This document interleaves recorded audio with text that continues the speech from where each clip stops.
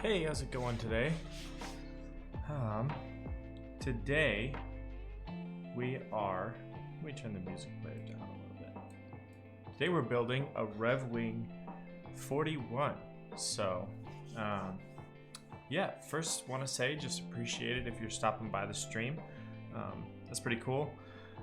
If you're watching here on Twitch or if you're watching on YouTube, thank you for your support. And having said that, today the board we're building is from Board Source. It's the Reviung41. So let's take a look at the PCB first. So what is this guy? It's a 40% staggered layout, kind of not ortholinear, but ergonomic layout board. And it's also hot swappable and has surface mount diodes, both of which are going to be interesting. And I can show you that too. You can see back here on this PCB that it has surface mount LEDs, surface mount diodes, and pads for hot swap sockets. So it is a small board, but it has a lot of tricks up its sleeve. So yeah, hopefully everything goes smoothly, but you never know. I don't know. But having said that, first and foremost, let us get the grubby mat out so that I do not ruin this beautiful desk mat from Novel Keys. And we can proceed with, got a few things to do. Now, funny thing about this board, it's only got one stabilizer. It's just a single 2U stab, so you know that'll be easy, but it has a lot of other stuff going on. So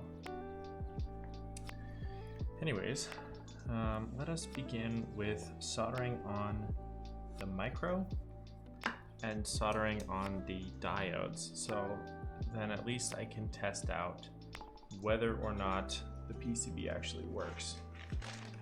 I got some components over here.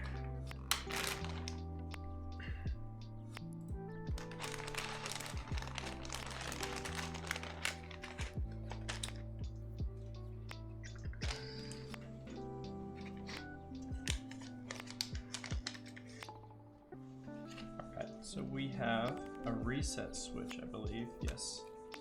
Now the funny thing is, once again, this is a reset switch that is, it's a surface mount style, but I have a through-hole socket for it, so that's kind of interesting, but we will get that soldered on, no problem. Also, the only instructions for this are in Japanese and Google translated, so there is definitely some funny stuff in there, but we'll get to that when we get to that. So for now, these are all the hardware components like the standoffs and the screws and such, and so we won't need those till later. The switch we will need, that's a solderable component. Here's some glass and some screws, and those we will keep separate, but those are also more of a hardware component. And then this should be our diodes, yes, and our surface mount hot swap sockets, as well as the microcontroller. Let me also real quick, it's looking a little dark here. Let's change some filters.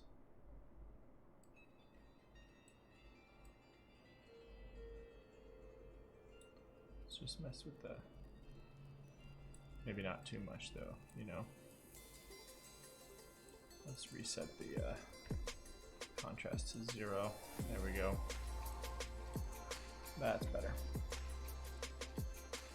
Okay.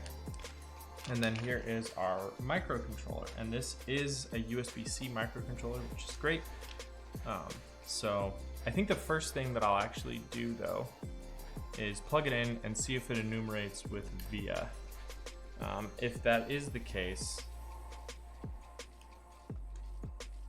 then I don't need to actually run QMK Toolbox on it. But if it's not the case, then we will need to flash it.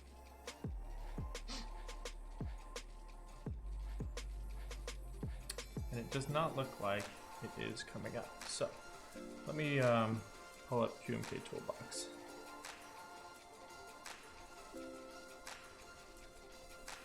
QMK toolbox and switch to our programming scene.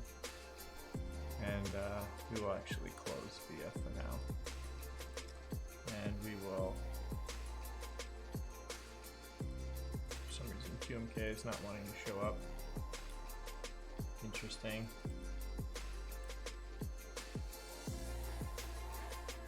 Well, that's fine. We'll just go back to this scene, I guess. So it has detected a board source 3x4 and a couple other things, but that is not what we want. So I'm actually going to unplug this because I don't want to accidentally flash it. And then we will go to my scene for QMK configurator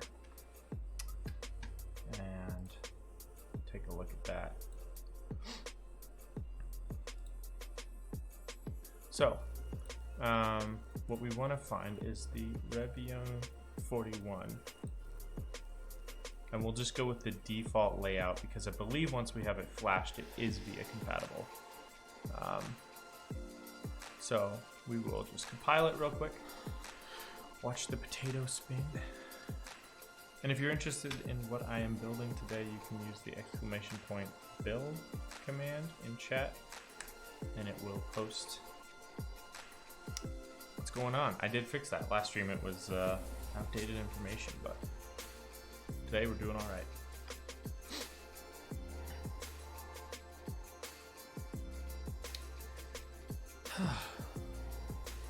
One thing I will need input on is what keycaps to use. I have provided, or really more accurately, I am torn between 3 options. So we'll get to that when we get to that, but hey, so far so good. So now we will download the firmware, which will initiate a download, and then we can go back to the default scene, and I will pull up QMK Toolbox. Now this is a Mega 32U4, so I need to make sure that that is correct. And that is indeed correct on this board. So we will plug it in. And then we will set it to auto flash once I figure out what the reset pin is on this. It appears to be the 3rd pin in here. And so we'll just short that to ground, which is the pin directly next to it. So let me grab my tweezers of shorting, set this to auto flash, and then there we go, VIA viewing. And it came up as a Reviung41, so I think we're programmed and ready to go. Having said that, let me pull up VIA.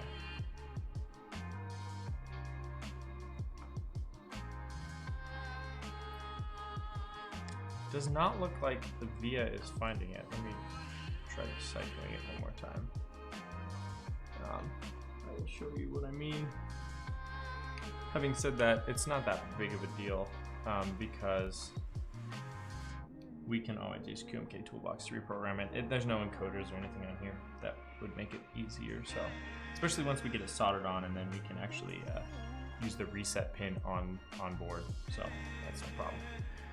Okay, I do like this board. It's a very small Elite C, so it's USB-C, but it's got the same chip as a Arduino Pro Micro, but it's just a little bit smaller and very cool. So, having said all of that, let's get to soldering. So let me grab my soldering supplies.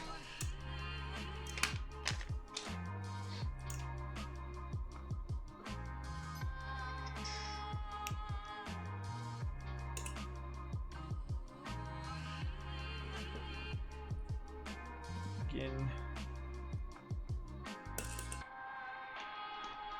we go. Heating this guy up.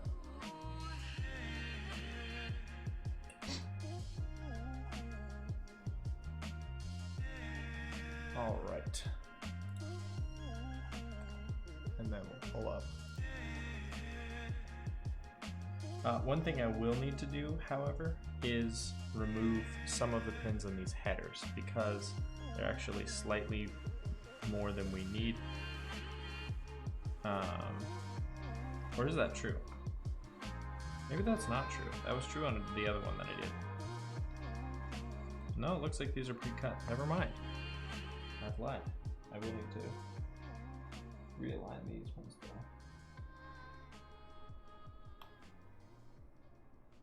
And I'll probably cut them all once we're done anyways, so.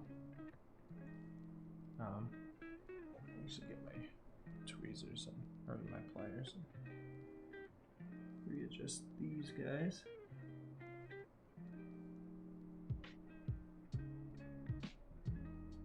Oh no.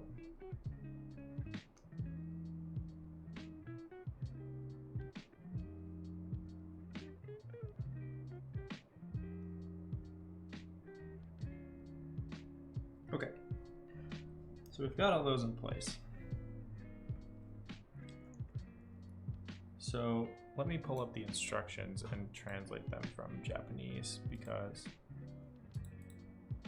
that will still be better than nothing.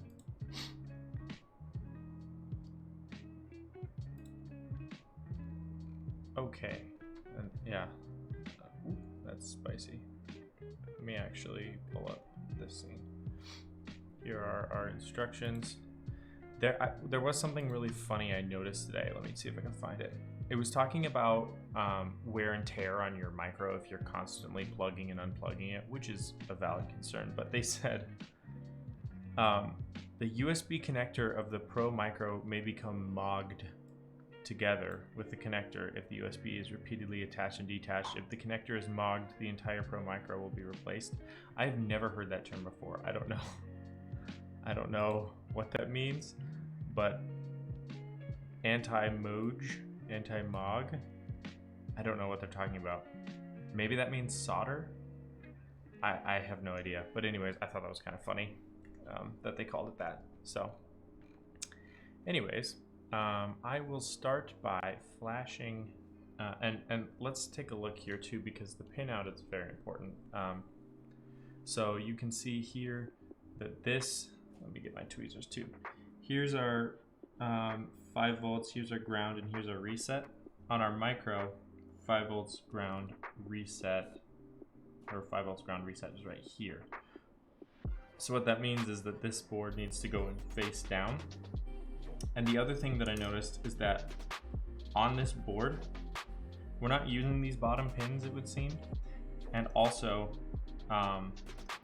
we need to make sure that ground and ground are lined up because they're offset by 1.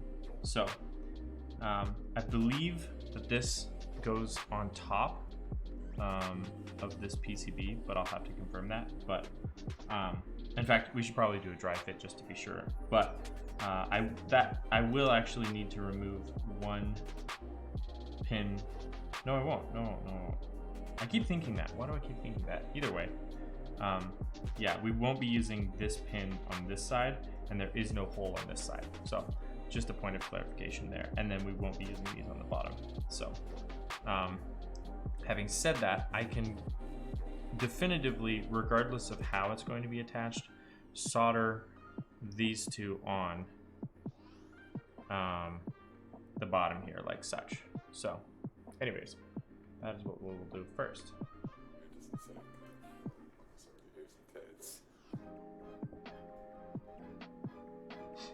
And I may even actually, hold on.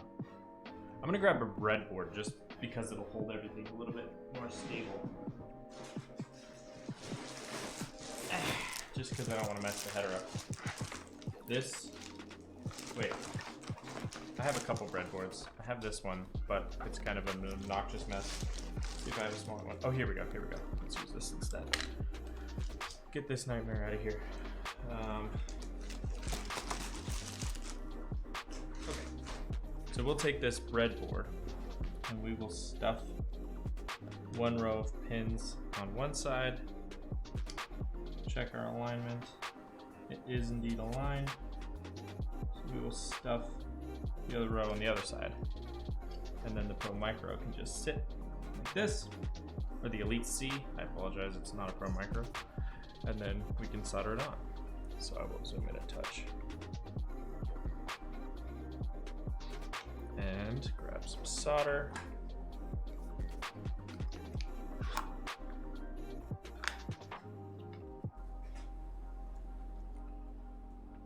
myself a healthy slice. Once again, kids, wash your hands after you solder. Oh, and speaking of healthy, let's turn on my air purifier, or my fume extractor, so I am not poisoned by my constituents. Let's see, fume extractor.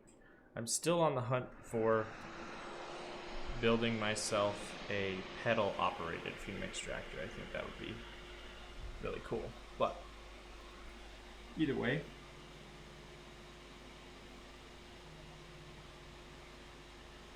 so I'm doing the diagonal pins first so that everything sits flat, and then we can move on to the corners, or to the non-corner pins. There we go. It's important not to over solder because you don't want these shorting on each other, but there's also solder mask which helps prevent that. So sometimes it's a bit confusing because you see like shininess on the PCB after you've soldered and it kind of looks like maybe it's shorted, but oftentimes it's the solder mask that just makes it look kind of shiny. I have no idea why that is, but it's at least been my experience. Let us hope against hope that we don't have to bust out the desoldering gun today.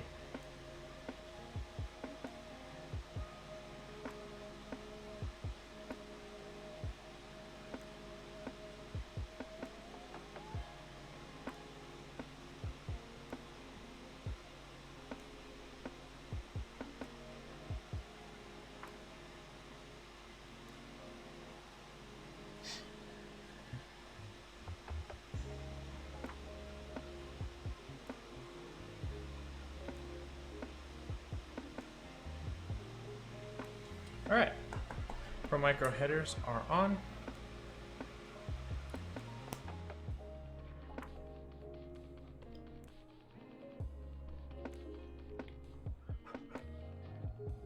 Looks good, looks pretty straight. Let's check a dry fit here on this board. And that fits perfectly. Nice. Okay. Next thing I'm gonna check is on their build guide. It appears that it would sit on the top here, so we will. 1 second. Okay. We will confirm that prior to doing anything else, but let me just yeah, I think that's where we're at here, is attaching it to the top. I do like the branding on the Elite C. I think it's nice, so kind of like having it on the top, you know? All right. And then this. Now let's just confirm one more time for sanity's sake that we do in fact have reset, reset, ground, ground. And on the other side, we have 2 grounds and an RX-TX. So we should be fine. We should be good to go. So we will go ahead and solder these onto the bottom.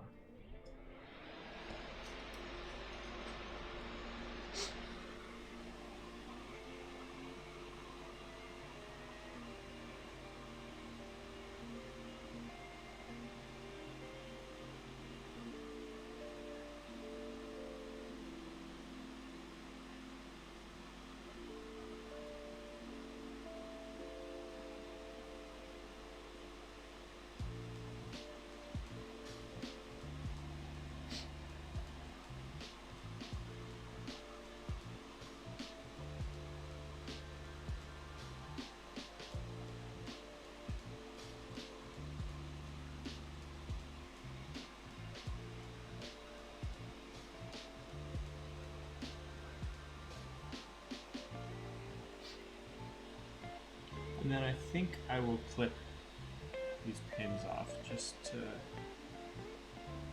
keep everything clean.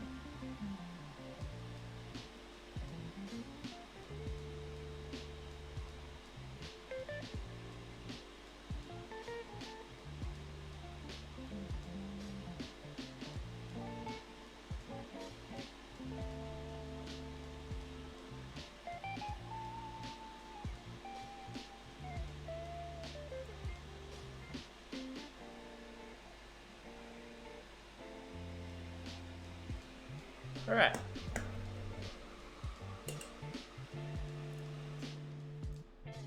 Appears to be all good in the hood.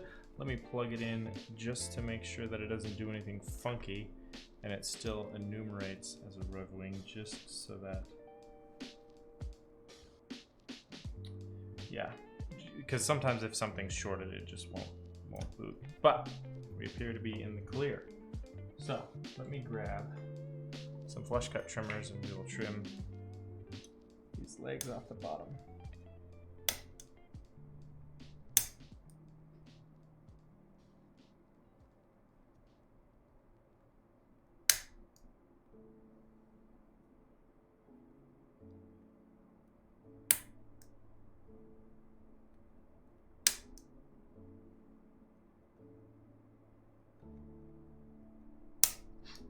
Alrighty.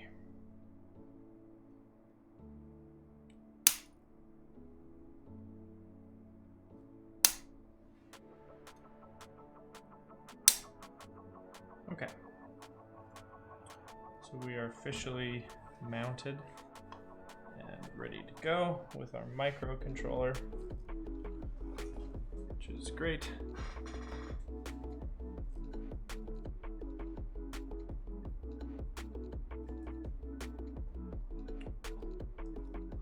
Looks good, feels good. So the next thing we should do, I think, would be to put on LEDs and the reset switch and a few other things. And the instructions have confirmed that. So I will go ahead and put on this reset switch. Let me also disable auto flash on QMK toolbox because it makes me nervous. Just have that loaded gun. Now I think I will put the reset pin on the bottom, and I believe that's how they did it. I'll start by flooding one of these with solder, and then I will use that to mount the switch.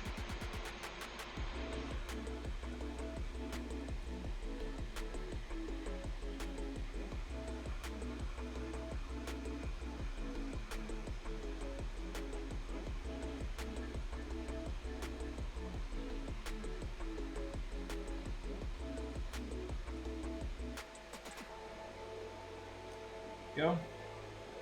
Let's maybe scoot it over a touch.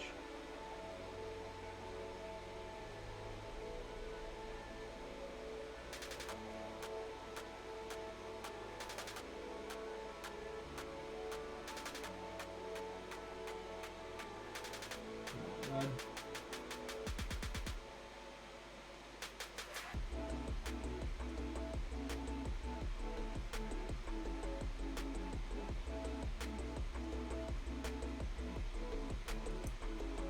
Go. Cool. And now we'll solder up the other side.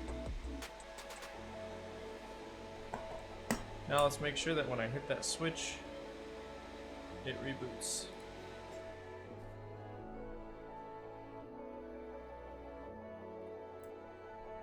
Okay, I heard it boot up. And I heard it reboot. Perfect. So far, so good.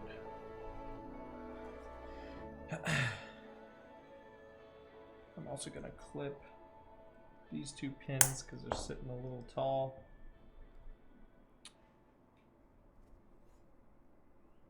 And then we will start attaching some LEDs and some diodes.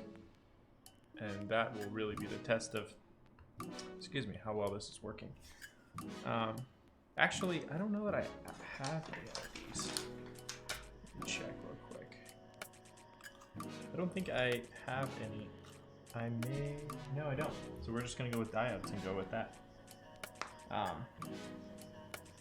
Unless I'm missing them. Now there's only 1, 2, 3, 4, 5, 6, 7, 8, 9 spots for them. So it's entirely possible that I just didn't see them somewhere.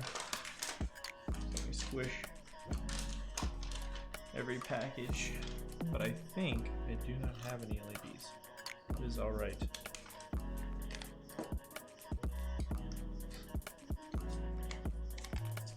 We will go with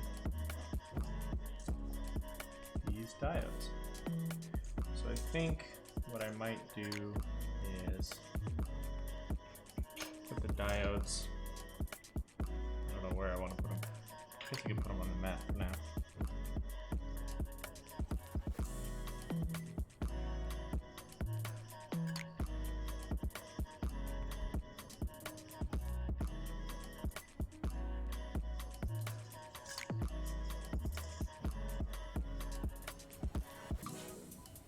They're so small. I mean, I guess they don't need to be large, but just like conceptually, it's terrifying. Alright, that is all of our diodes. So here's my strategy. I've been thinking about it this week, and I've done this before. Hopefully it works with them when they're this small. First of all, identify the polarity. Diodes are polar, and I believe the black bar on the diode correlates with the PCB drawing, which they actually printed the schematic element for a diode on the PCB. So right here, you can see a diode belongs there. This triangle with a line indicates a diode, which is a one-way flow of electricity. I'm 99% sure that on a real diode, the little black bar correlates with the black line. So that's how I've done everything else so far, but I will solder on this one diode and then we will test that key and see if we got it. So my plan is to add a dollop of solder on the pad first, like such as. Let me turn on my fume extractor, and then to hold the diode with the tweezers and re-melt that blob. Obviously, easier said than done. I think we got it. So then we will hit the other side.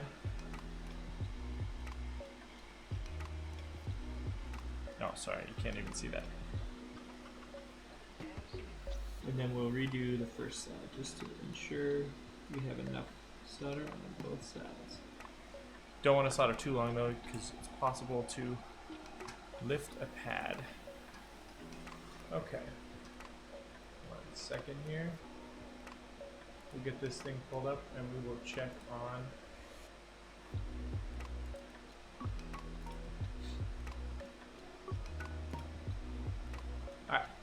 we will check to see if this worked. So let me pull a switch hitter.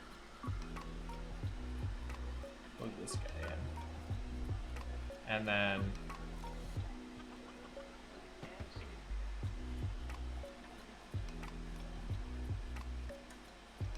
hey, the U key is highlighting, which means everything's working. So, having said that, we'll just carry on and we'll just smack a bunch of diodes all over this board. So I might start just by applying a dollop of solder to one side. Oh, these make me so nervous.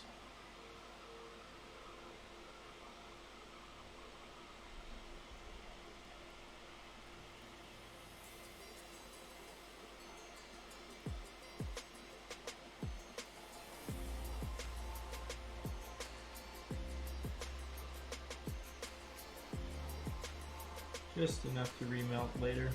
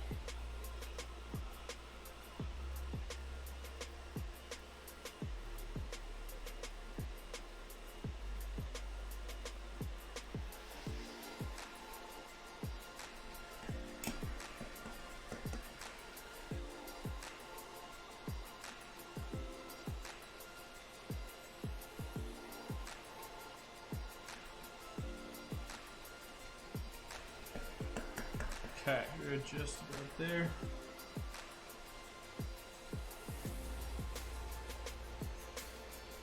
All right. I think that's everything. I'm sure I missed one. But as of right now, I don't see it.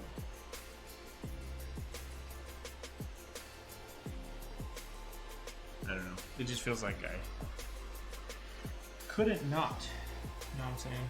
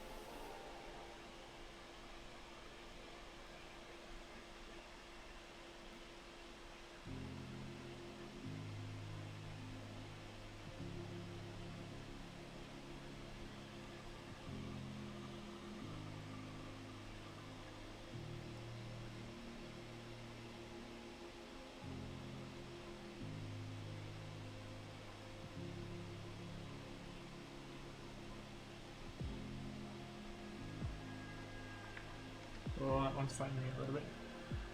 Let's give it some extra love.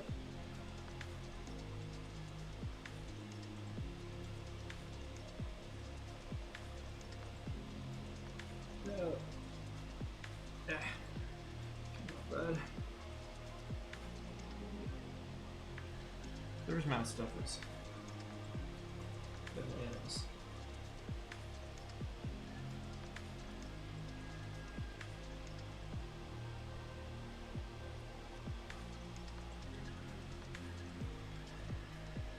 Alright, let's get these ones soldered up on the other side.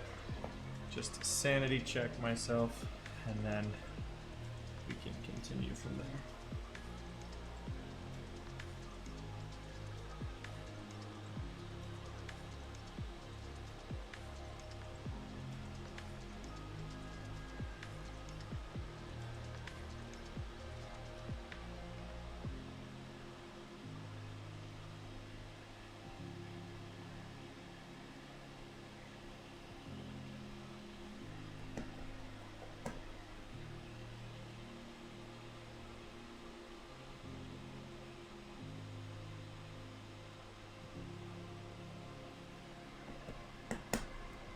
Okay.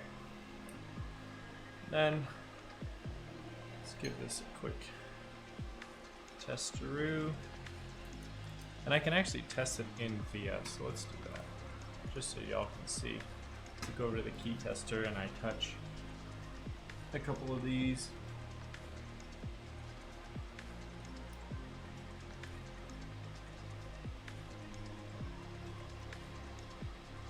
Enter. E slash. Okay, so those all work as well, which is excellent. So we carry on.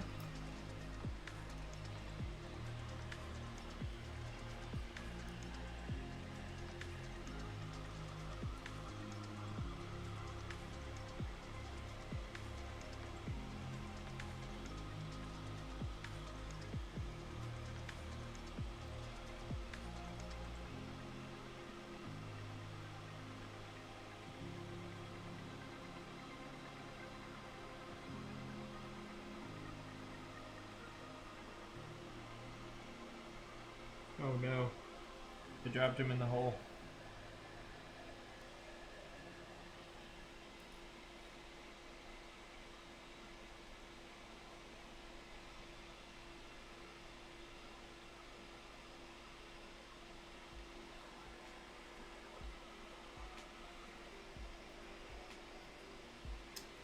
Keep doing that.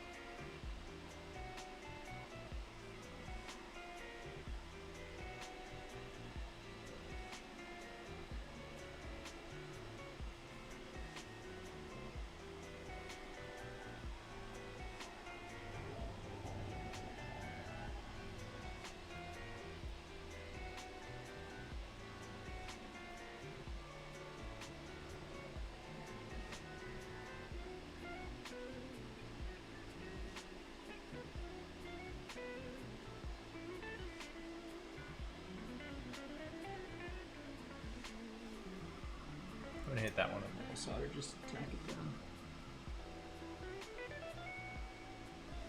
On both ends.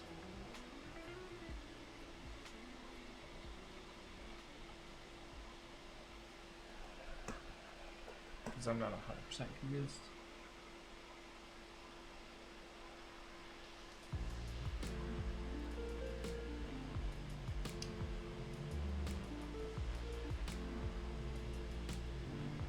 That feels better. Let's test it just in case. Well, actually, let's tack this down.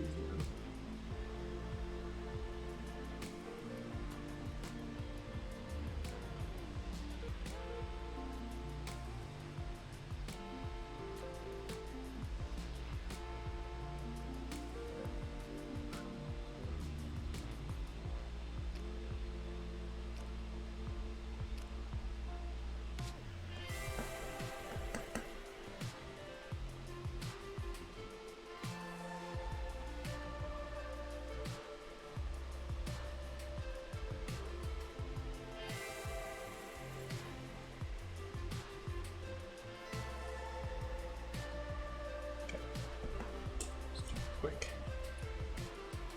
test.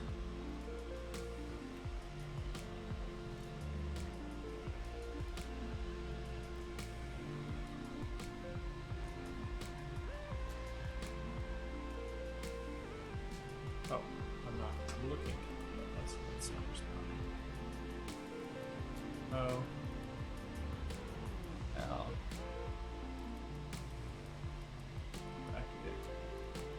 Windows key. Away.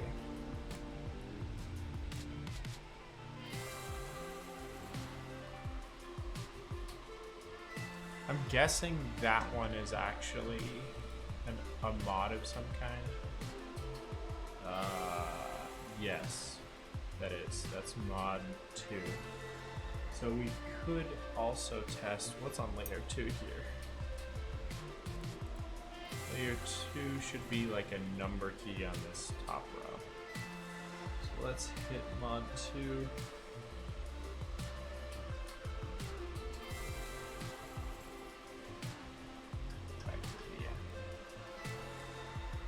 Hit. Yeah, there we go. Okay, so mod 2 is working. Great. This one's working.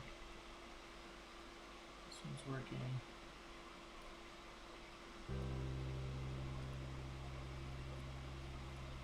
This one is not working. All right.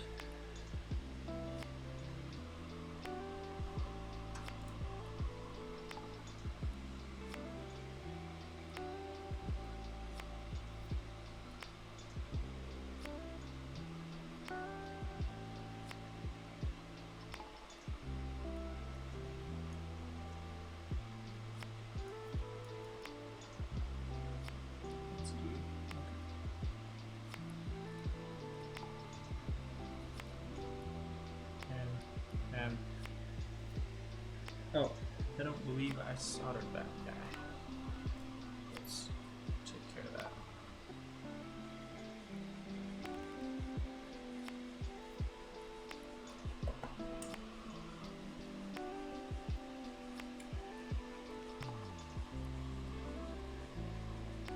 There we go. Okay. Everything's going according to plan.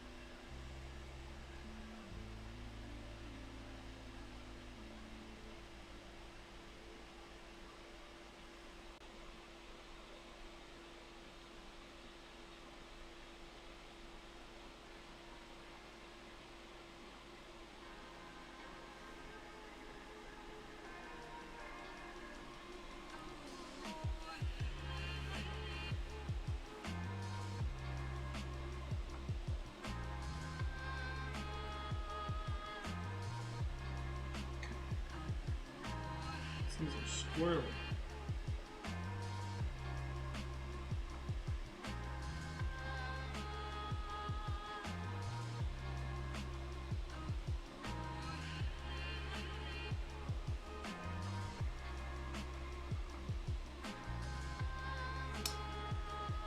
Unfold again.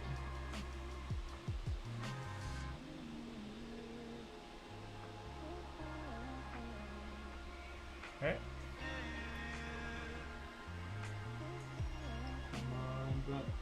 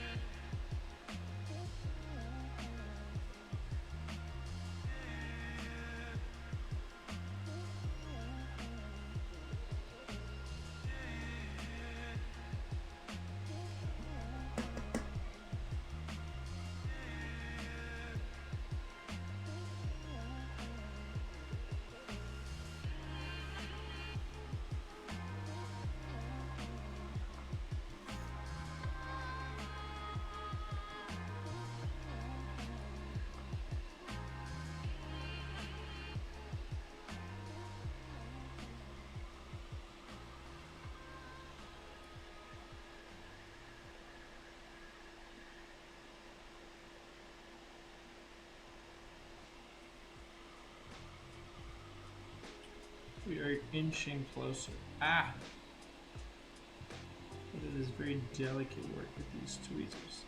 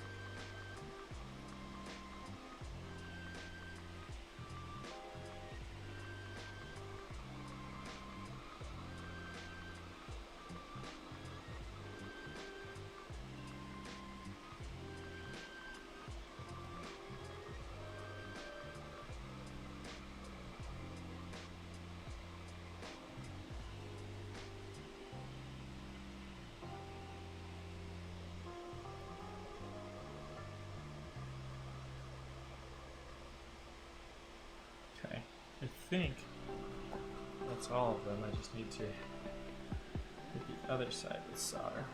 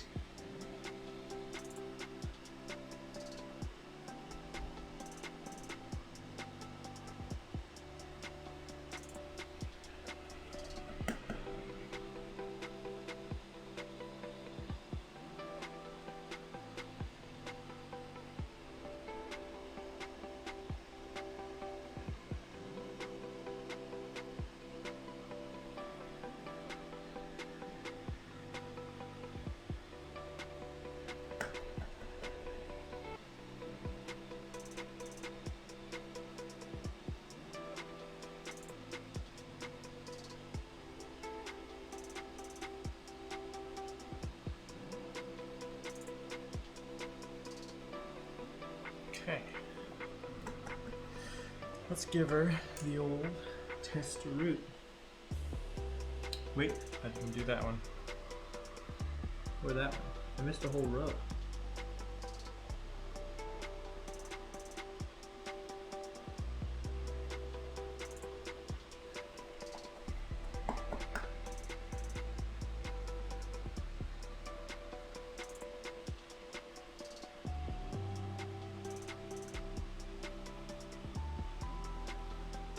Okay, that looks much better.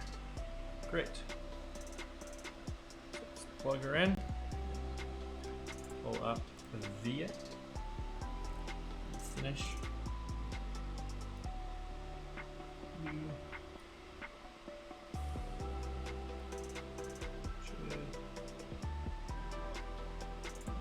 Already done those.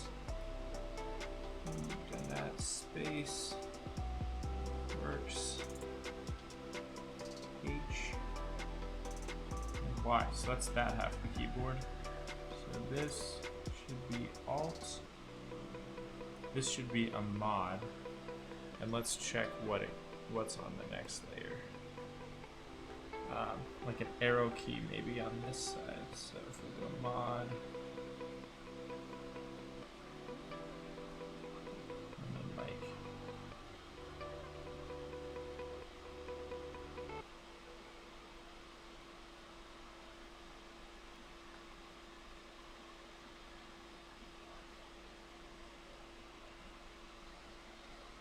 let's go mod this.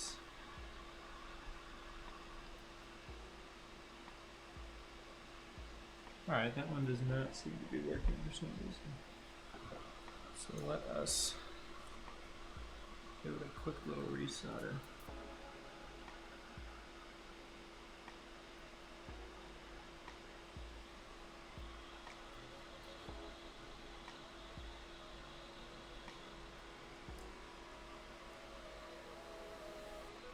see if that works.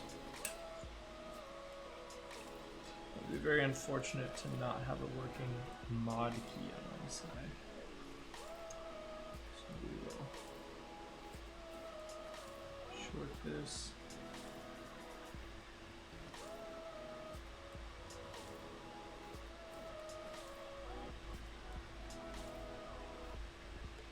Oh, part of it is that I need to have the right window highlighted. So let's just confirm.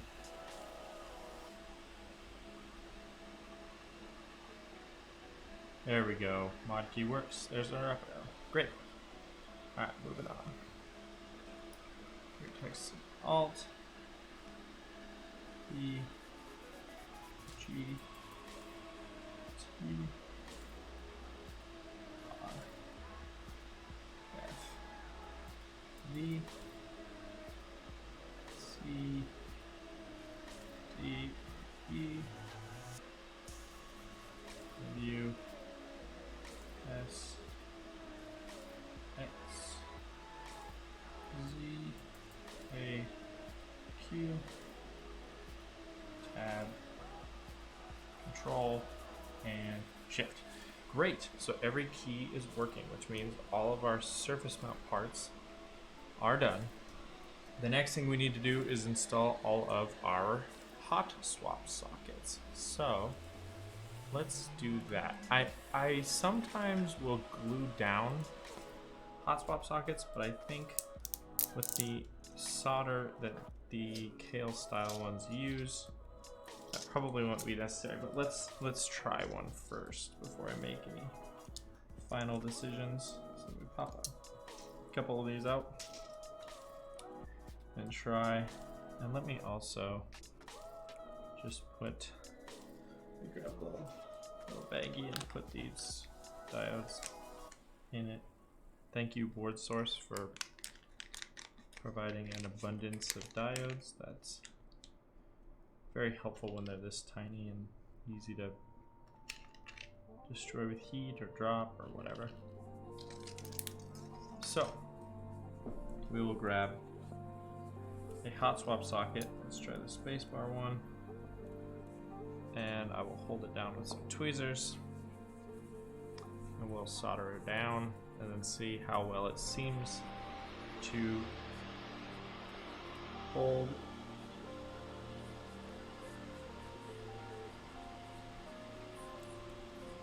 When being used for hot swapping.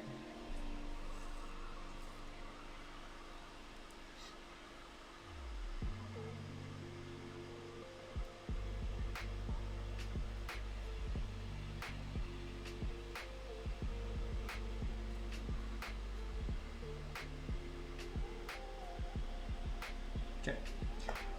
I like to be kind of liberal with solder when dealing with hot swap sockets, but now I should be able to just stick a switch in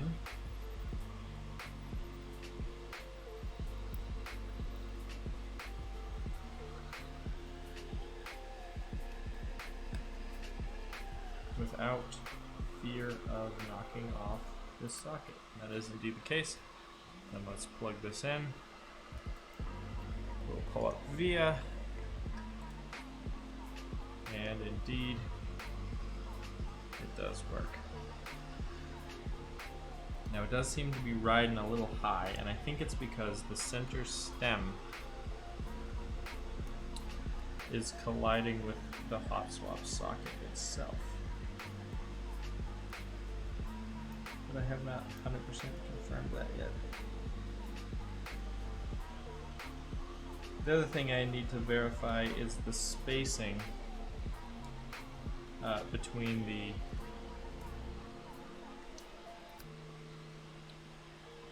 plate and the PCB, because if it doesn't need to seat completely, then none of this would be an issue at all.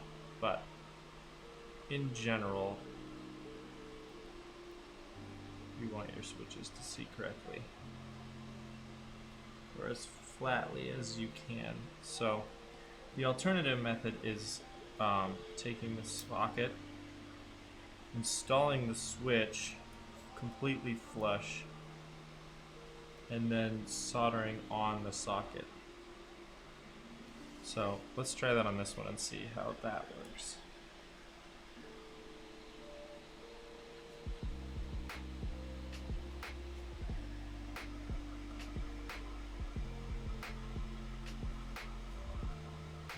Because that's a little bit more of a guarantee that everything will fit correctly. Pull this out and reinstall it. It sits nice and flush. So what I'm going to do is I'm going to reinstall this switch in the socket, and then while applying pressure, melt the solder on one side. Oh, I'm an idiot. That's what's going on here. I just need to completely desolder these sockets. They're not installed this way. You can see I have one of them installed right side up and one installed upside down. And because it's installed upside down, the stem of the switch collides with the socket, which is exactly what I was complaining about, thinking it was not my fault, but it is. So let me grab and get some tweezers or some pliers, and we'll get them out of here. And in fact, this might be a good time for some solder wick, just to suck up all of that excess solder. So we'll shove it in there, we'll soak it all up, and then that side should be clear, and we'll go to the other side.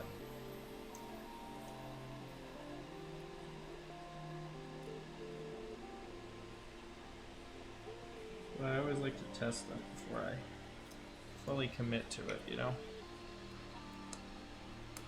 This with soldering. Alright, let me get some tweezers. Do a little lift here. Now we want to be a little careful because I don't want to over stress these pads and then lift one of them, so.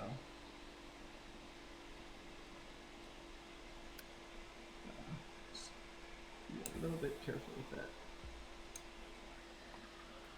Alright. Something is holding us up here. So now I will push with the tweezers. both sides in, just like that. We have liberated a hot swap socket. So, back to where we were, but this time installing it correctly so that the little scoop you can see there circumvents the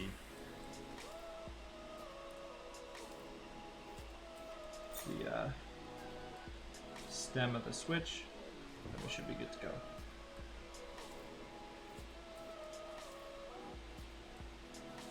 Okay. Second time's the charm. Let's grab our switch. Ensure that it fully seats, and that the pins are not bent. And I may have bungled up this socket to the point where, no, there we go. It's very happy with that. So we will, one last time, boom. We are good to go. And this is a mod, so we're not going to see it there, but I do believe it's working, so I will go ahead and install the remaining hot swap sockets. So let's get them out of their reel.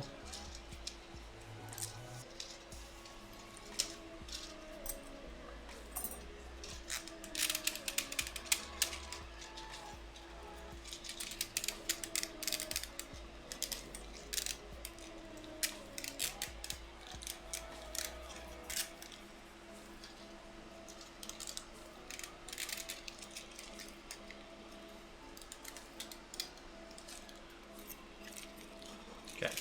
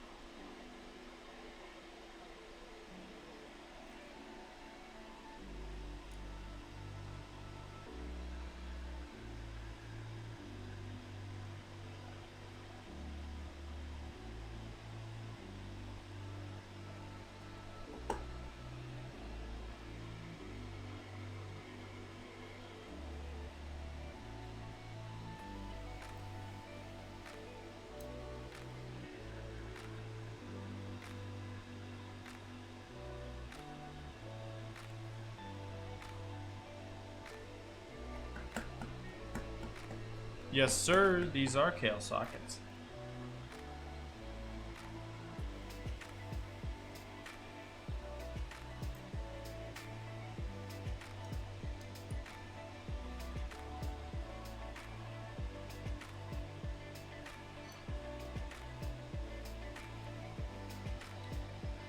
Oh, really? Interesting. What do they price them at?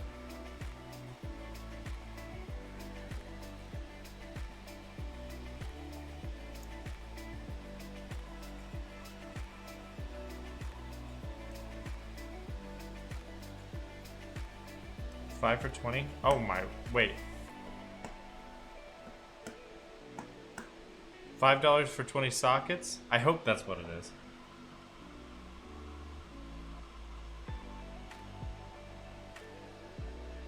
Okay, okay.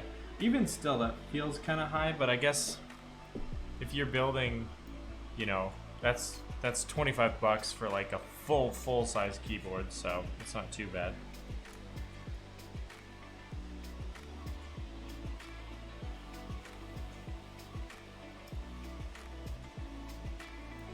I wonder if we should consider making the interloper pad hot swappable. They're not bad. They're pretty much the standard, I would say, for hot swappable keyboards. It's just normally you don't have to solder them in yourself, you know. So, yeah, I've considered gluing them as well, just in case one, you know, if too much force gets put on it, it might lift a pad or something. But they work great. So, even without glue. Just playing it fast and loose today. They are, and yeah, exactly. They give you a lot of flexibility. They aren't. I guess one thing to note is that if you do a hot swappable board of any kind, you have to have a plate for the switches to sit in. Otherwise, you know, especially if they're 3-pin, they'll just kind of be floating. And the hot swap doesn't really grip them that hard, but if you have a plate that they can snap into, and better yet, they're 5-pin, which this is both, then should be smooth sailing. I believe this is what the Keychron uses for hot swaps.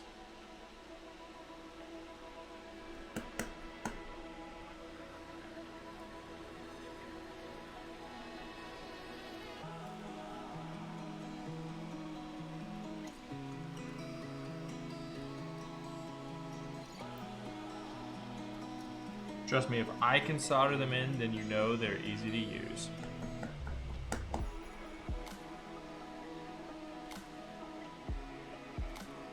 To be fair, I did just solder on 41 surface mount diodes, so I'm a little proud of that, but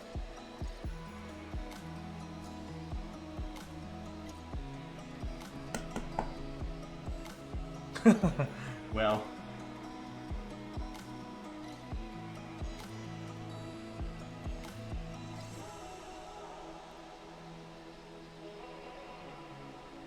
I actually was conscripted as a child to solder for my dad. So that was one of the earliest jobs I had when I was like, I don't know, 10 years old. So, good times. Been sucking down solder fumes for a few years now.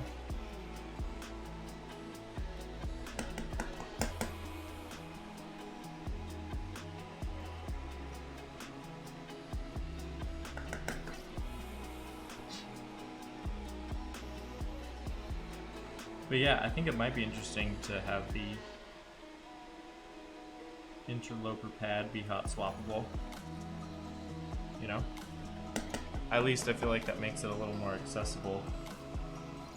If the end user doesn't solder in the hot swap sockets themselves, I guess. You know?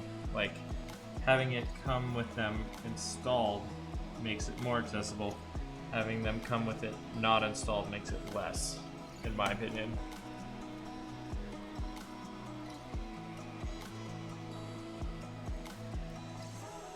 The irony of having to solder a hot swap socket on a board you ordered is not lost on me. But future proof, right? Oh, and the other thing is, I believe you can design a board that is hot swappable. Since a switch is symmetrical, right? Like, let me zoom in here. Since a switch is symmetrical, as far as the 3 plastic non-conductive pins are concerned, right? It has these 2 pins and this central pin.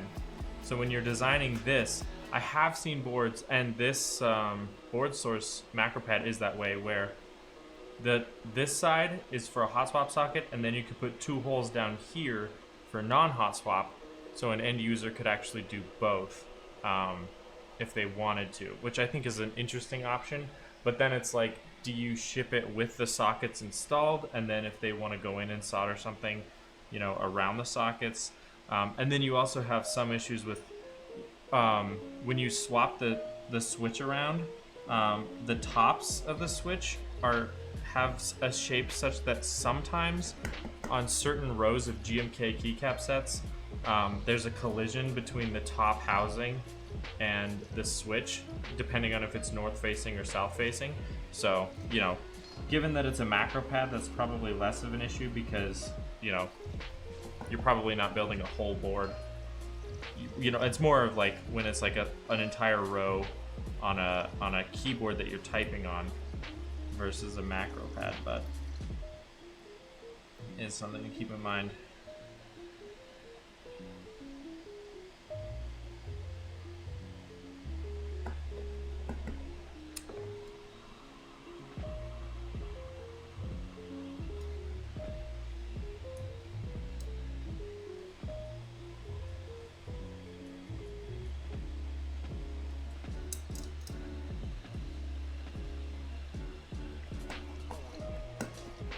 Yeah, exactly.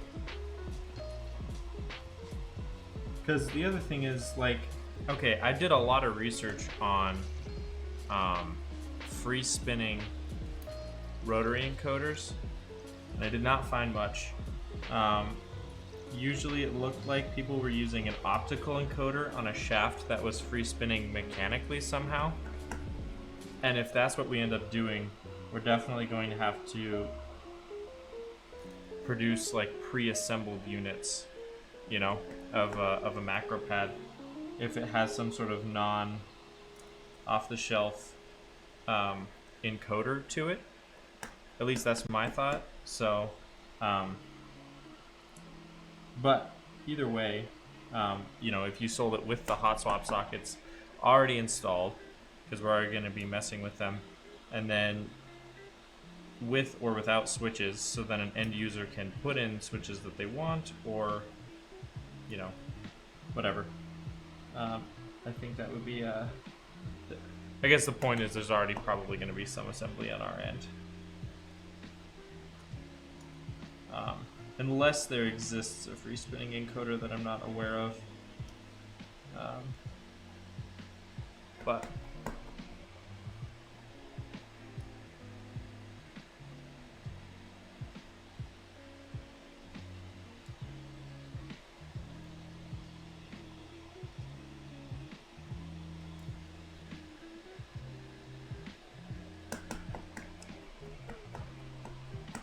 I agree. Yeah, I think having a bearing with a shaft and an optical encoder or a rotary encoder of some kind that's just on the shaft, and then like an aluminum knob with magnets in it, and then what I'm really interested in is your idea of potentially an onboard electromagnet.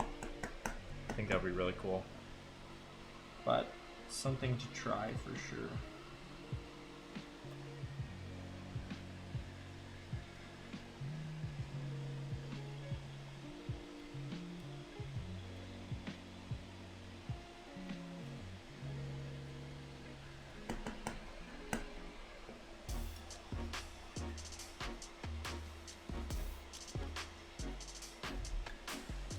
Okay, 3 more. Oh, that's a good point. That's a really good point.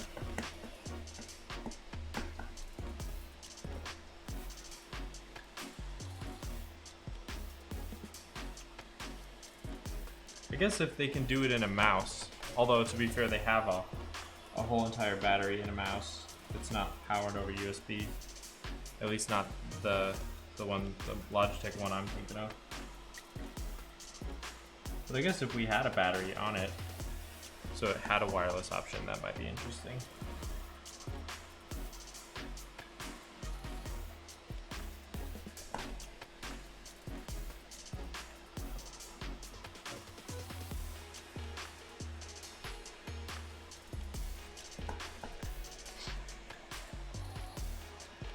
Really? Okay. I'll have to find one and watch that as well, because yeah, I'm not surprised for sure. I mean, honestly, it took them however many years to crack the code, right? I mean, I don't know how early in the process of mice they started trying to build that scroll wheel, but I know the original MX Master didn't have it, and I think the 2 did and the 3 did as well. So, all right, I'm just gonna do a random spot check here of a couple switches before we get everything else. Boom. Nice. All right, let us go back to our Japanese instructions and see what we do next. I think we are done soldering. So those are installed. Those are installed. Aha! Those are installed. Now it's time for this guy. So that would be this hardware. Actually, and that's on the plate as well. You know, to be honest, I have no idea. I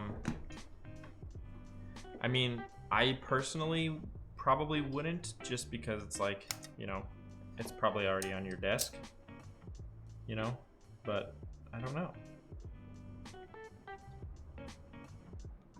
How far are you gonna walk away with your macro pad, you know?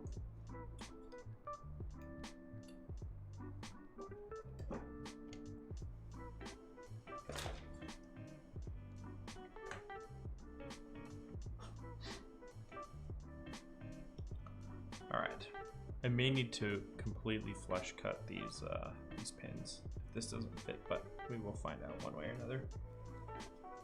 Let's put these extra hot swap sockets in here.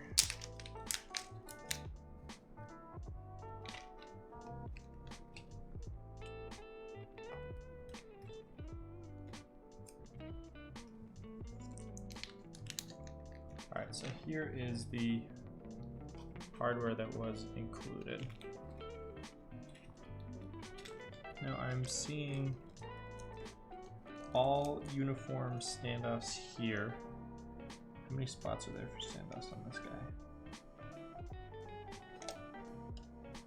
1, 2, 3, 4, 5, wait, 1, 2, 3, 4, 5, 6, 7, 8, 9, 10, 11. And here there are,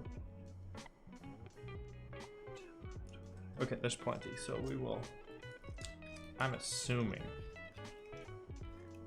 that we are going to use these for the glass, but just thinking through this kind of from a mechanical level, just want to make sure that it makes sense.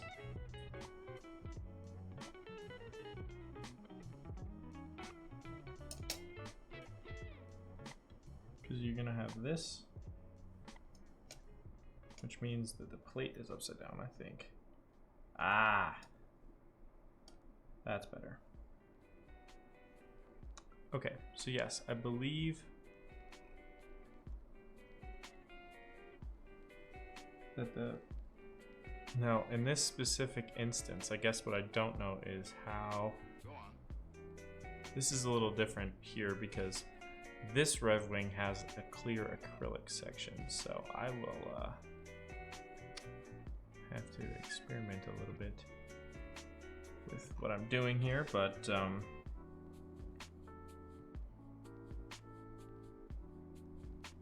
let's install the stabilizer first though, which means first we need to lube the stabilizer. And then I believe these standoffs actually suspend the, yes, they do. And then this guy will go here. So we'll figure out spacing in a second. I have the stabilizer already, I just need to lube it. So I just need a couple tools for that job. And those would be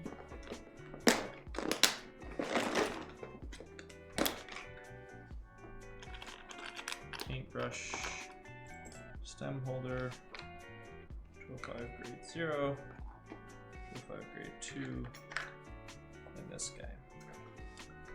And also this. Alright. So we will begin with some organization. Grab our stem holder. And then we'll grab our paintbrush and we'll lube the inside of this guy. Running low on 205 G0. Probably get some from Prime KB here pretty soon.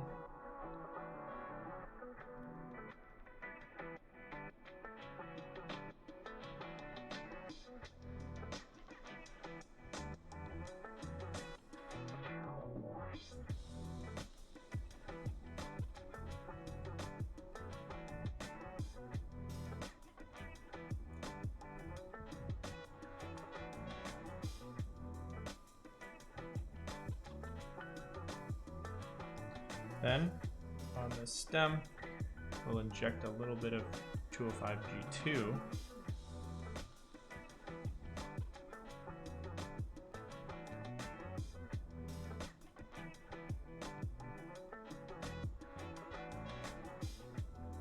And then we'll install it. And we'll take our little brush and put a nice dab inside the mount. There we go. There's one side.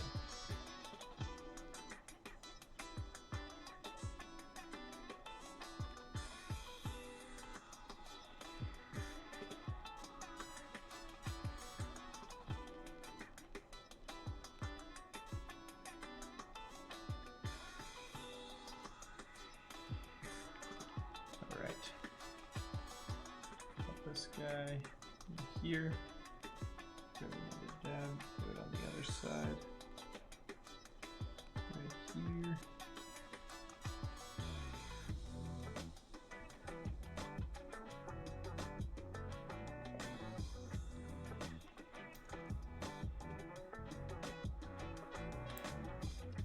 All right, lubing is done, that was fast, but we still need some screws and band-aids to attach everything. Ain't no thing.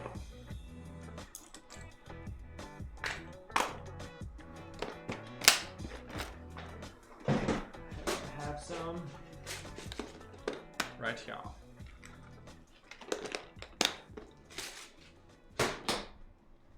So we will take scissors. Where do I have scissors? These will work, I think. And we'll cut this band-aid in half. We'll cut the fuzz off of it.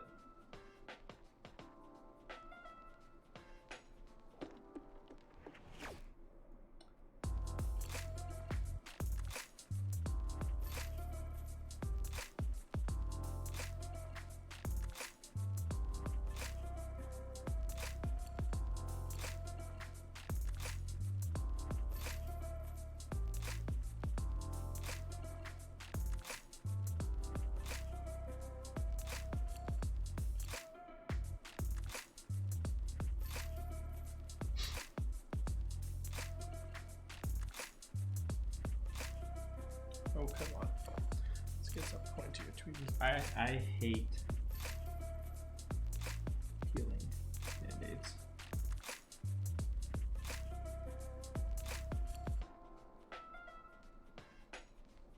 Or stickers or anything of that nature.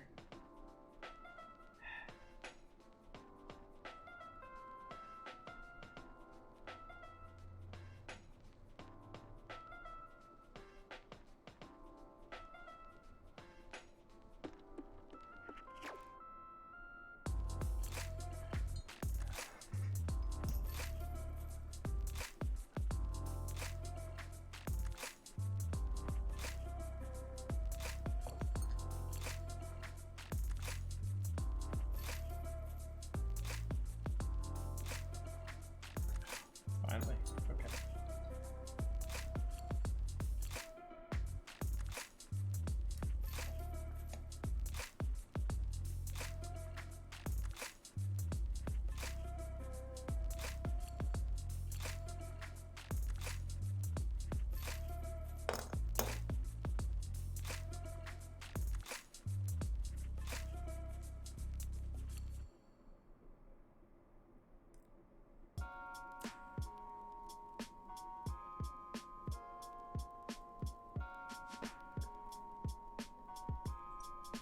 Okay, now we can install this guy.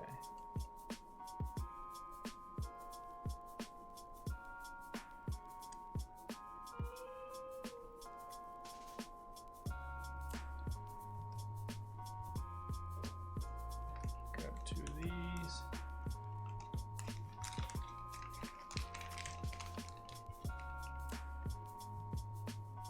And a screwdriver.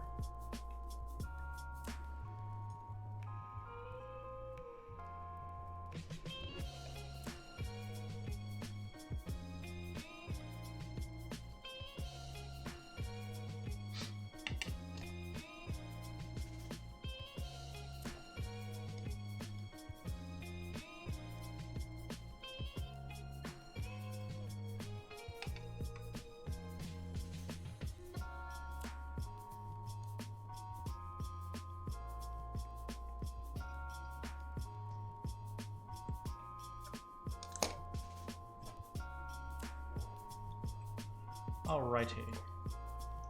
Now that that's done, we can install the plate, I believe. What I'm concerned about here really is just making sure that well, and really what we can do to test this is grab a couple switches, wherever I put those. Kind of half install the plate so we know the spacing that we're looking for, and then decide if we need to use the spacers on the glass or not. The Lexan. These switches are gonna hopefully give us that information.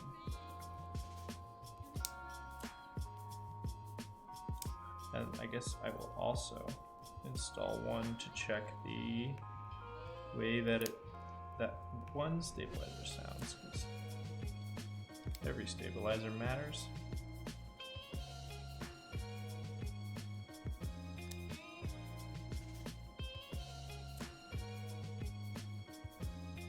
Okay.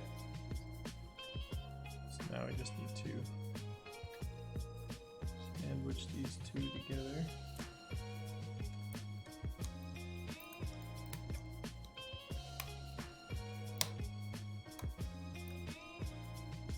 Okay.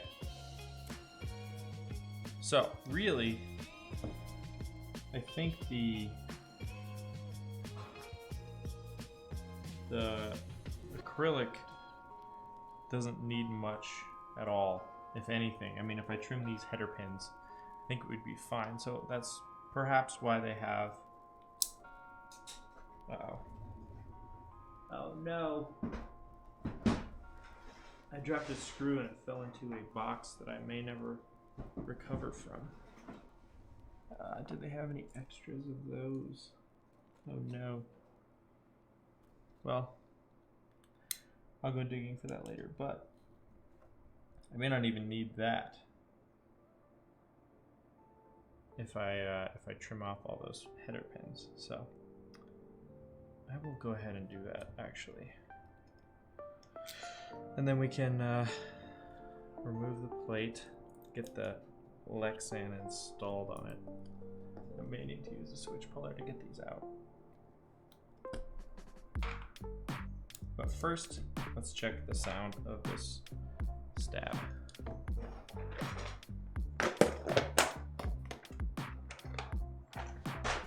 With a 2U key.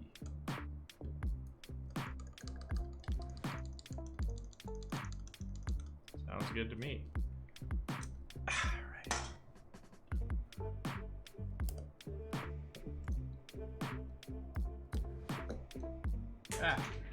Dude, I am dropping everything today. I'm kind of tired, to be honest. I don't know what it was about today. It's just dragging. All right. Get these switches back. And then we're gonna go after these header pins. Maybe I'll use my other flush cut trimmer because I've had issues with that other one in the past.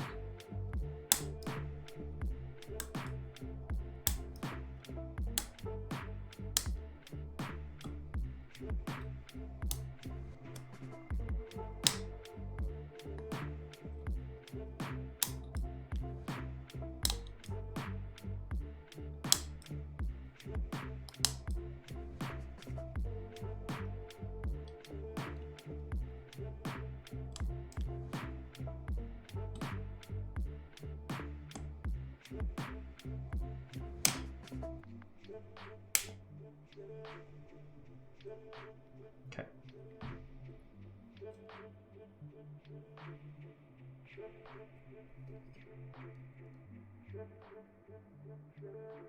So then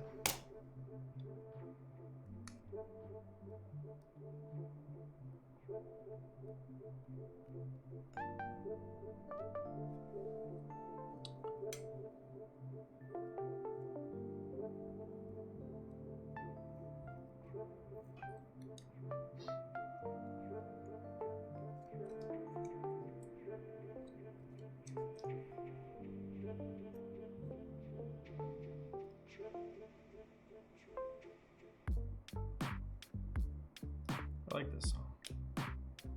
Laxity Log. Nice. It's a good tune. A good groove. Alright. Well, I'm actually gonna see if I can get away with using a single slightly smaller screw, with the hope that there are extras.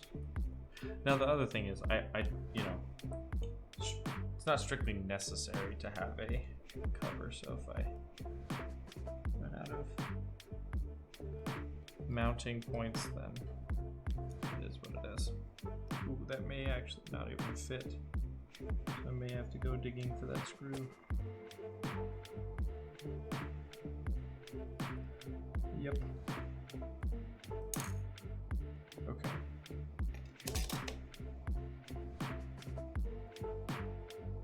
Let me go digging. I will be right back.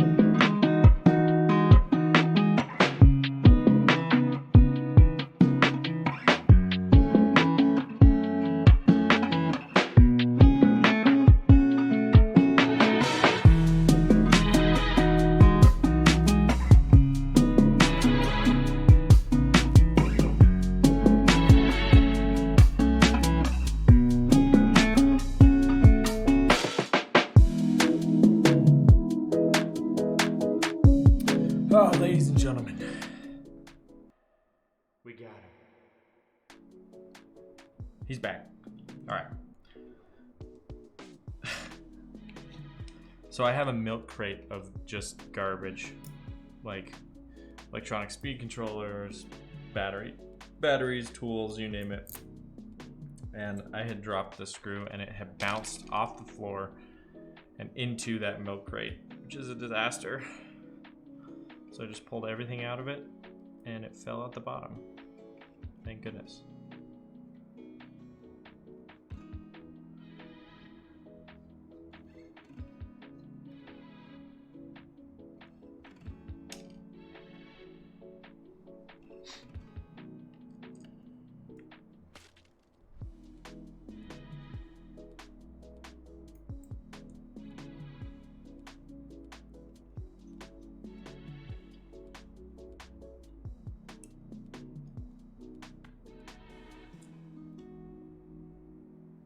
Okay.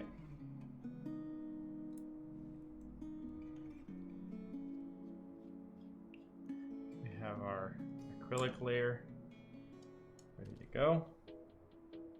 So now, I think we can remove the grubby mat because it's kind of cramping my style. I'm just not feeling it with him right now. It's looking gross. And then we're done with the solder wick. We're done with these headers. We're done with these screws. And all of these parts as well. Excellent.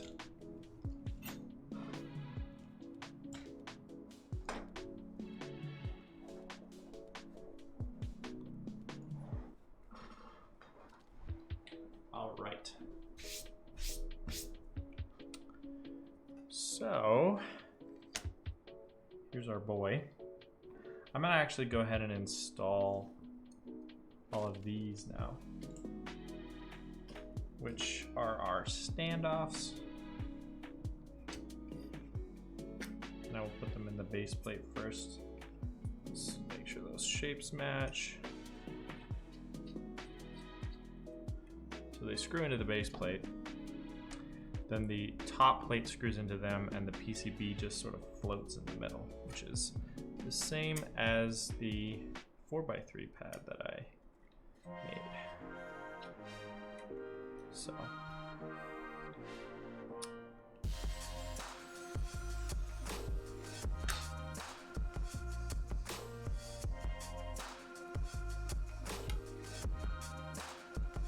Let me make sure also that there isn't a, no, there's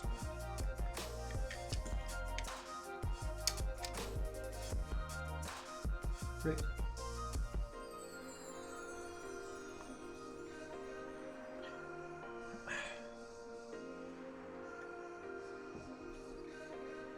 There is no hole for the reset pin, so what that makes me think, and it, on either the plate or the bottom, so it'll just be one of those, you know, we're using tweezers, we gotta reset, which we probably will if we're gonna ever reflash it with something.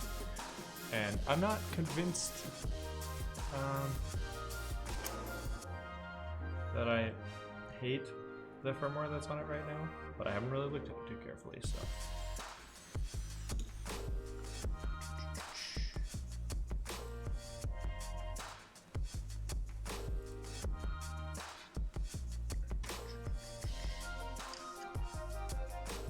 Ooh. Rotary magnetic holder. Interesting. Finally checking the Discord DMs.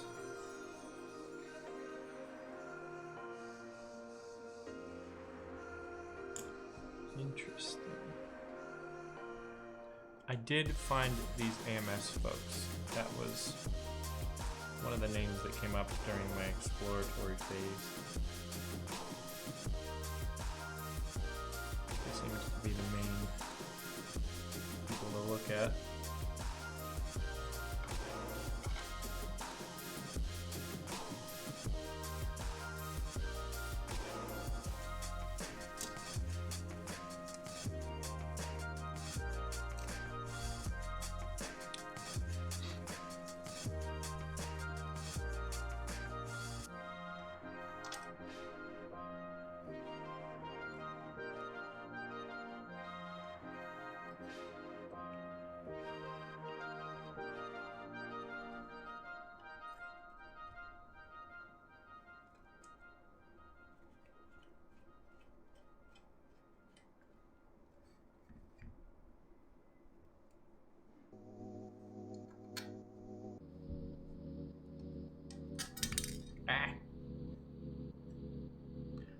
so close.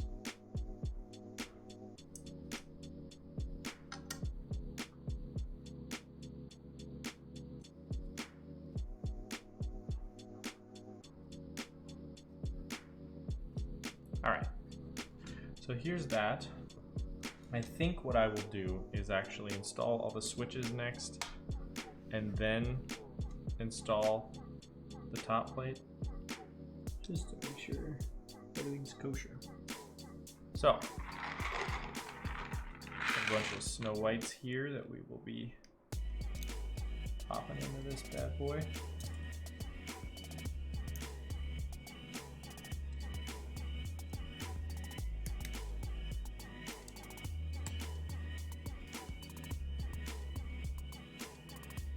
So we start with the corners, just for the stability of it.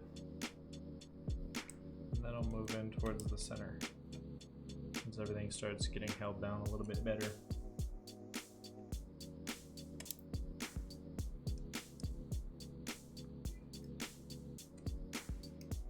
These Snow White switches are, you guessed it, the JWK recolor. Lubed with 205G0 and filmed with TX films, and the springs are 105 and Tribosis 3204. Kind of a combo for those guys, so should be minimal spring ping, just nice linear goodness.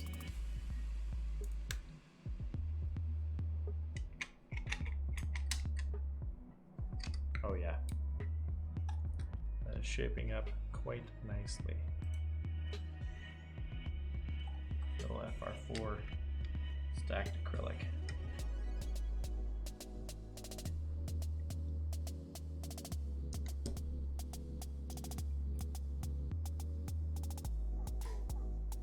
Just make sure everything is seated properly. Pins can easily bend, especially there's usually one much lighter gauge pin that tends to bend more often on the way into a socket, so you just gotta check it to make sure. Ooh, that felt crunchy. Let's pull the switch out and check. Nope, we're good. We're good. Just a crunchy socket apparently.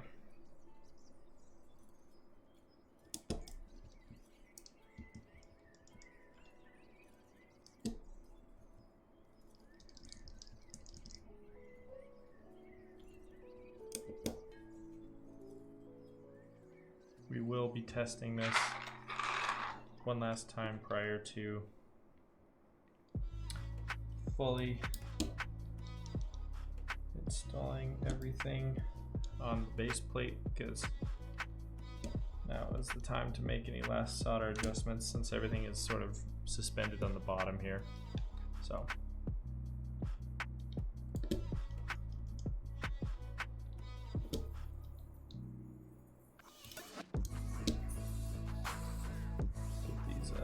mods installed here. Probably should have done those earlier, but FR4 is much less flexible than Palm, so once you have a reasonable kind of base. Where did that go? Oh, we got him. Once you have a reasonable base, it's usually pretty easy to get everything seated correctly. Also, FR4 is generally the perfect thickness for the pin housings to snap themselves onto, which is very convenient. So I don't know, I feel like it's often viewed as maybe the cheaper option, but I actually think it sounds pretty good and it has a lot of advantages. So if you're not after kind of that squishy palm type of feel, or even like a partial plate or something, FR4 is a good option. Plus it can come in a lot of colors without any need for like anodizing or anything.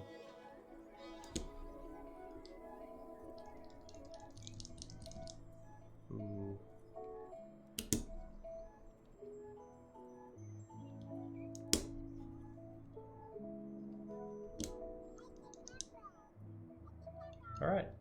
there's our 41 switches. Done and Dunskies. So let us give it a test before we move on.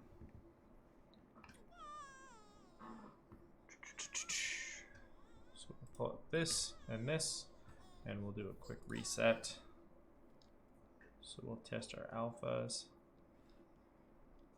We'll test our second row alphas. Control, Tab, Shift, Alt, Windows, and then our bottom row. Ooh, N does not seem to be working. Let's circle back on that. And these two don't seem to be working. Both appear to be bent pins. This is why we test these things. Look at that. We got a crunched up pin. For ease of use right now, I'm just gonna straight up swap them out. There we go, now N is working. It is this one, yeah. Yep, also a crunched up pin. I will fix that later.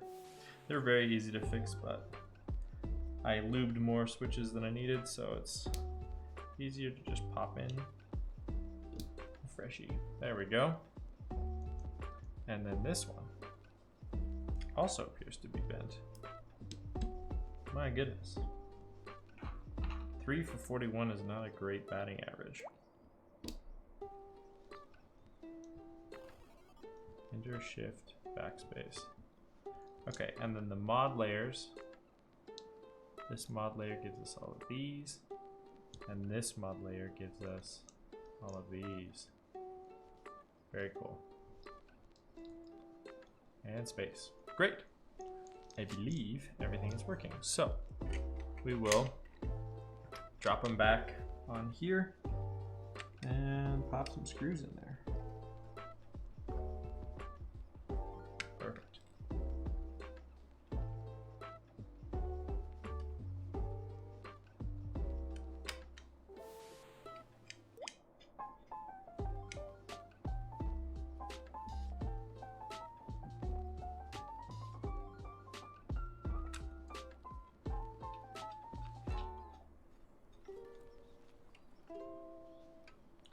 Then we will flip them over, pop some feet on them, and then it's time to pick out some keycaps.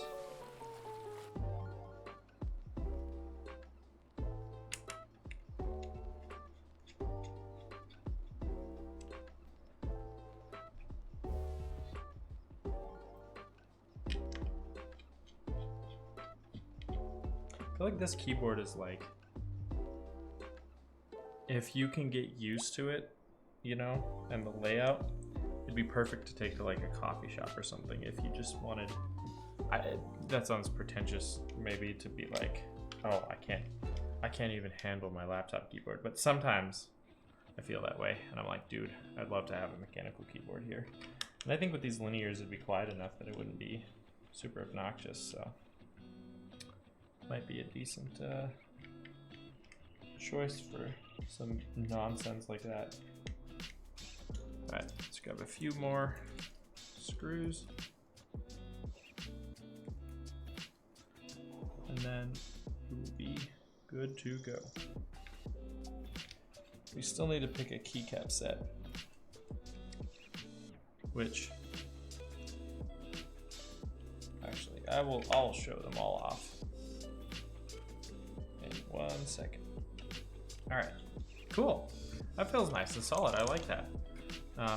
So now let's pop some feet on it. I have a lot, actually. I have 10 feet. So we'll start with the obvious places, but then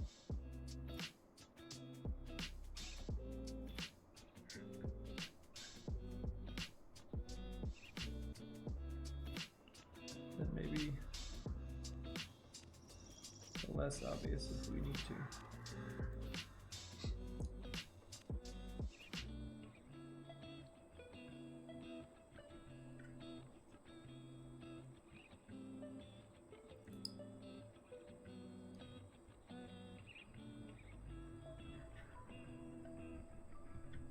It's always funny to have a keyboard upside down because if you push on it a little bit, you can feel it the whole thing move in unison, which is, it's almost one giant key switch, you know?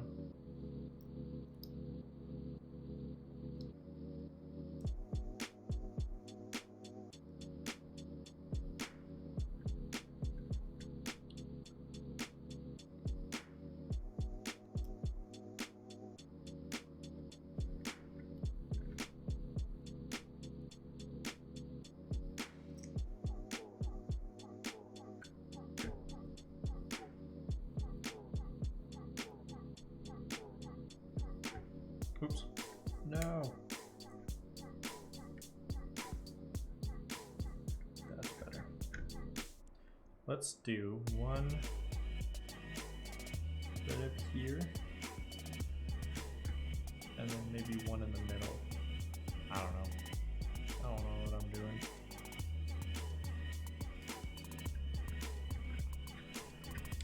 Ooh, that does help a lot though. Okay, so that is all done. We're done with screws, we're done with standoffs, we're done with switches and bump-ons. So now it's really time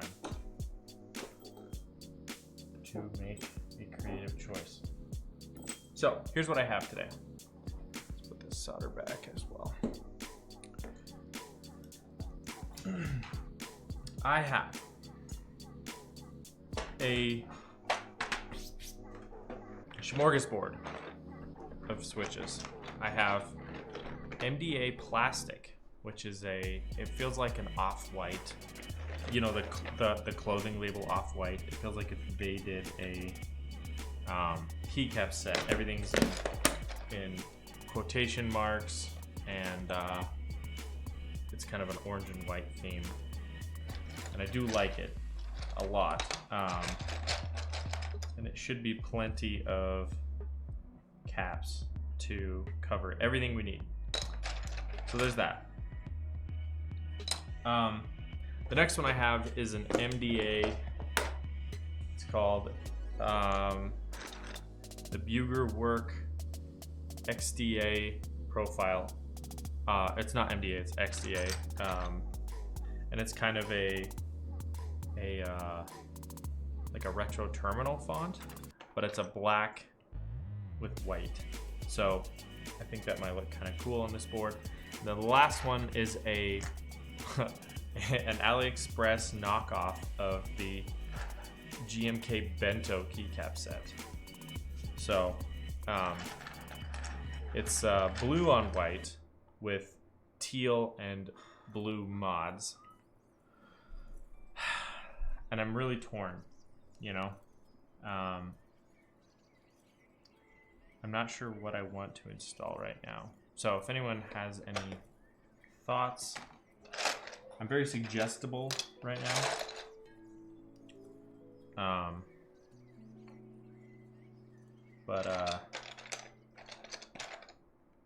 Yeah. I'm really not sure.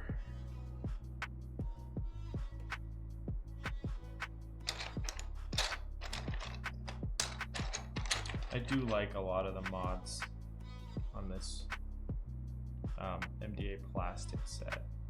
I think it looks really clean. However, it's a lot taller, so if this is supposed to be portable in any way, that might prohibit that a little bit. Let's start with Bento, because I can always do more than one, you know. So, looking back at the Reviung41,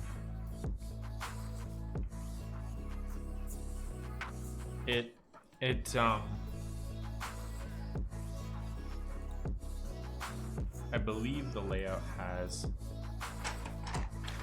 like the smaller mods, but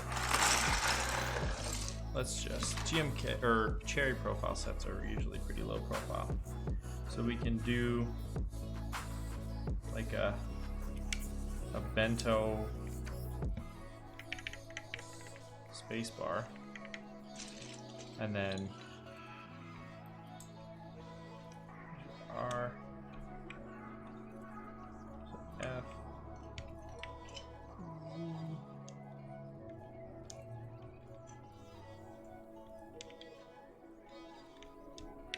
by you. I believe this is correct.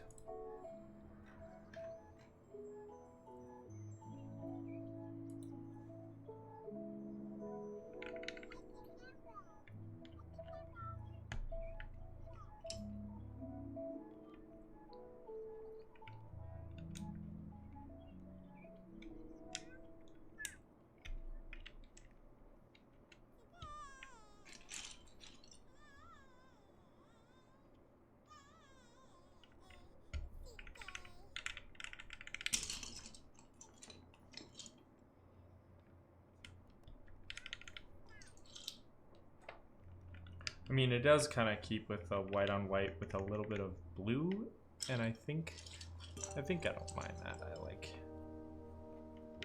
kind of that style.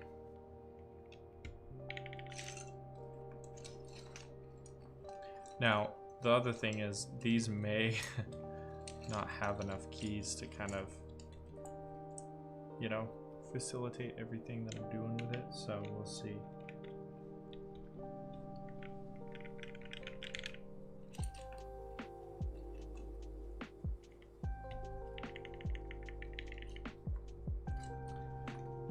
Numbers. Okay.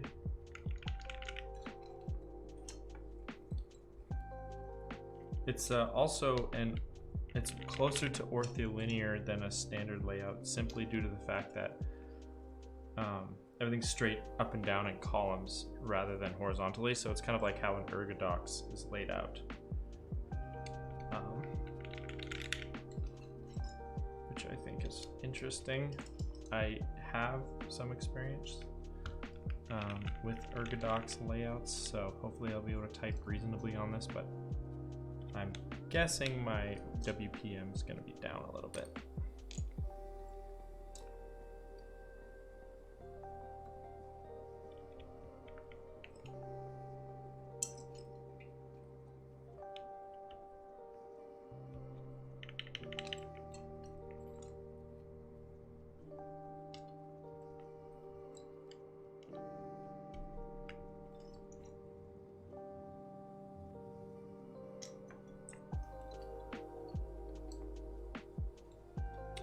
Oh, hey.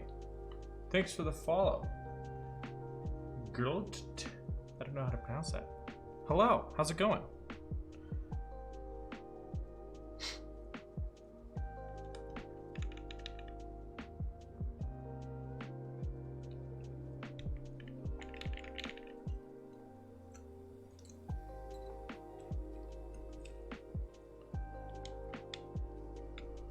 Gerald, okay.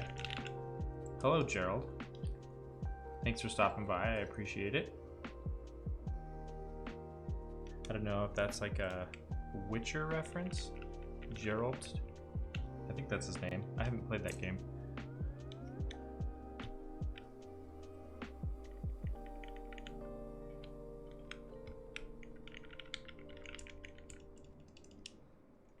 All right. Just need this L. And then I need to decide what I'm doing for mods here.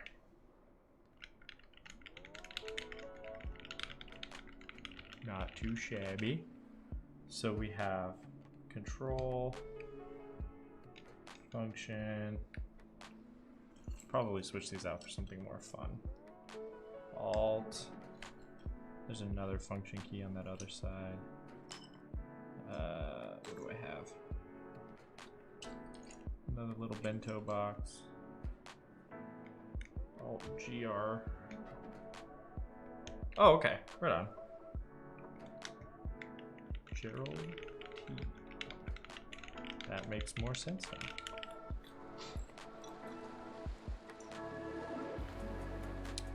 Let's see.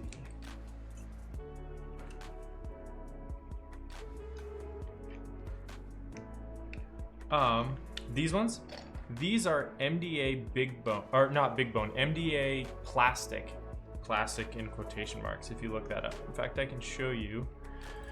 I have a database of all my keycaps. I very much like them. They're very hard to get though. They were a limited run and I had to get these on Mech Market and definitely overpaid for them. But yes, they They kind of look like Off-White, like the clothing brand. And while I don't own any Off-White anything, I really like the aesthetic. So yeah, I may swap these out with those. They're just a slightly taller profile than these bento keycaps that I'm installing right now.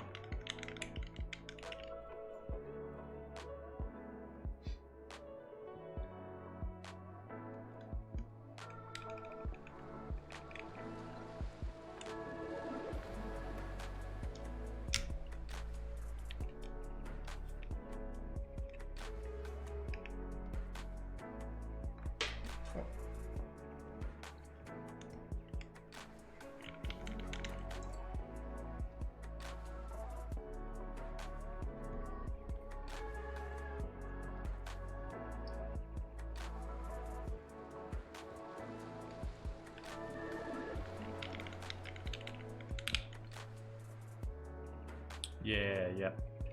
Good old plastic.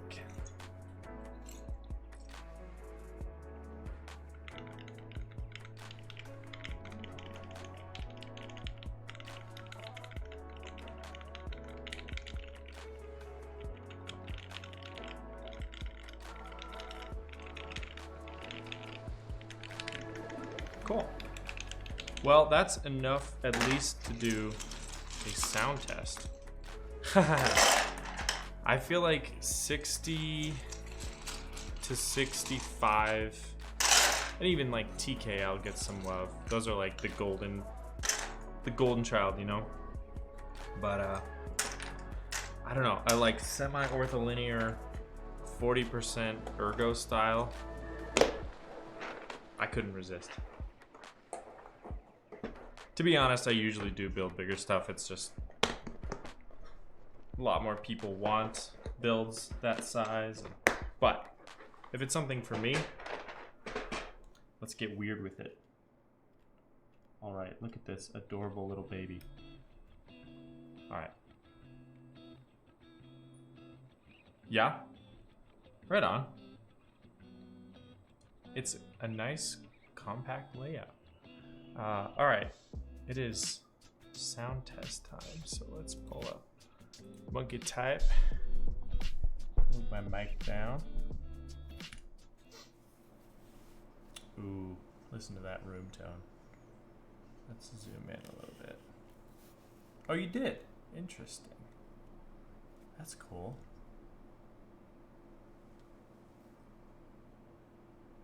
There we go. So, sound of the one and only stabilized mod. Alright, here we go. Oh my goodness. Let's restart that.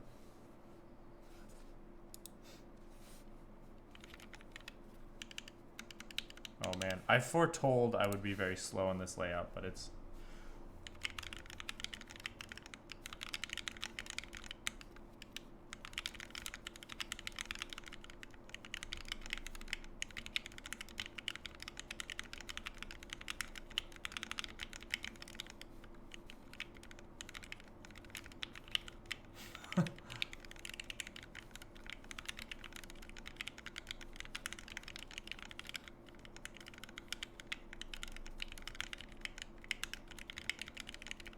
that is bad. I gotta try that again.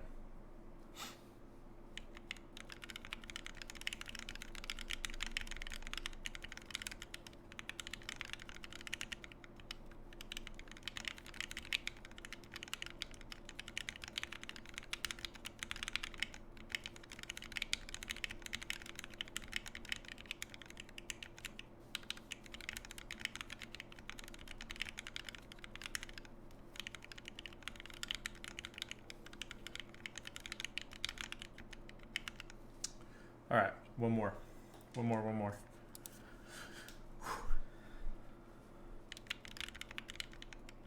Yeah, not that one though.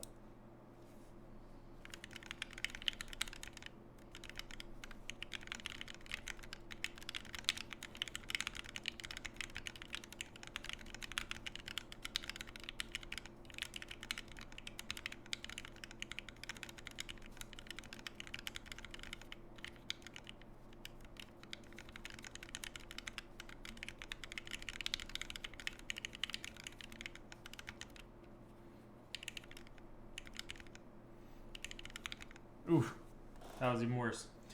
Yeah, I mean, I looked at the average last week, but I don't know. I think this layout definitely gets to me. I'm usually in the like 100 to 120, but I think 40 being average, like it's more just the ortholinear aspect to it that's I think messing with my head.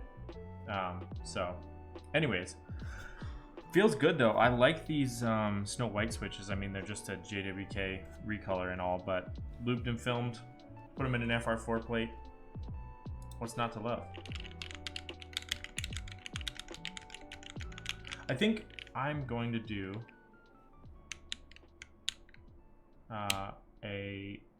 one more. Well, maybe I will put the MDA plastic set on there just because I want to see how that looks. Let's do that. It's been a short stream. We got time. Yeah, no, the official documentation lists acrylic, and there is a piece of acrylic here, but yeah, these are just stacked FR4. So, makes the assembly simple though. I mean, other than the fact that I had to solder surface mount diodes and hot swap sockets in, but you know, not too bad. This is the Reviung from Board Source, and I can actually pop that up here. Build. And I believe the Snow Whites were from 415 keys. So I do like me a good FR4 plate though. Whoops, let's get this back up. What are we doing here?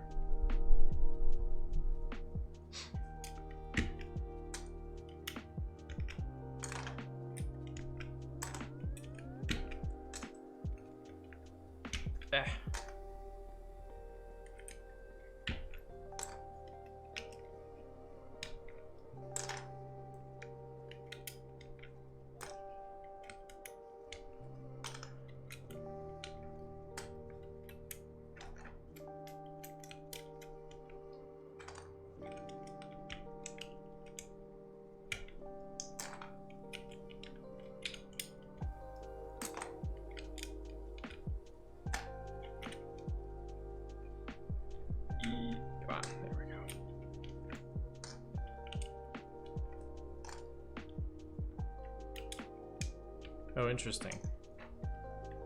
I did see that DigiKey had a service, DK Red, where they were doing relatively affordable PCB manufacturing. So that might be something looking into.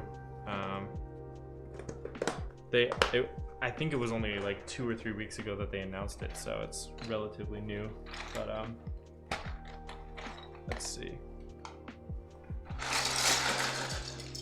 All right,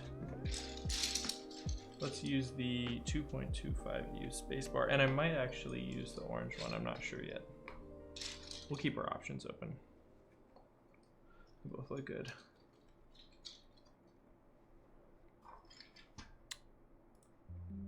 All right. Slash goes there.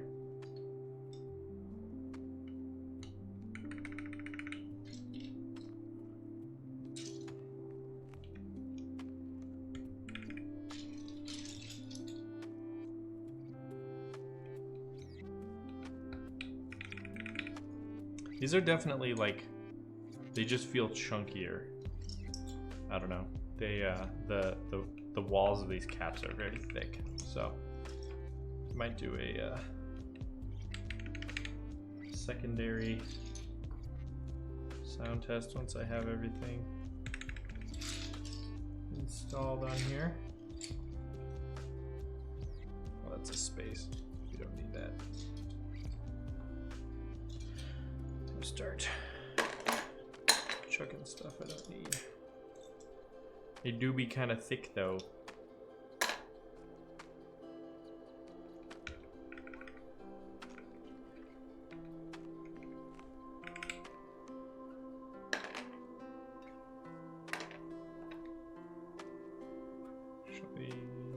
Do I use that? I can't remember. Let's look back at my database. No, I don't. Interesting. Oh, it's for the numpad. I see. A.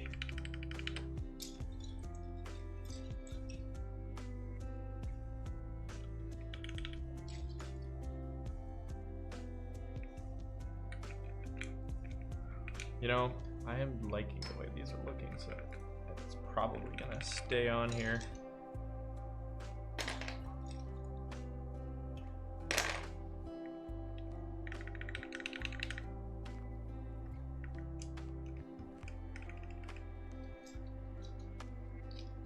MDA is very tall though, you know, like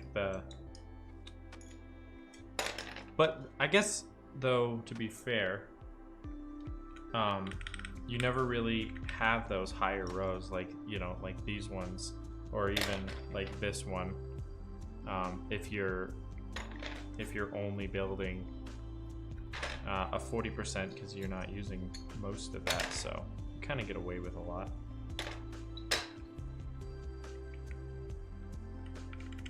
Oops, I think I had that one on backwards.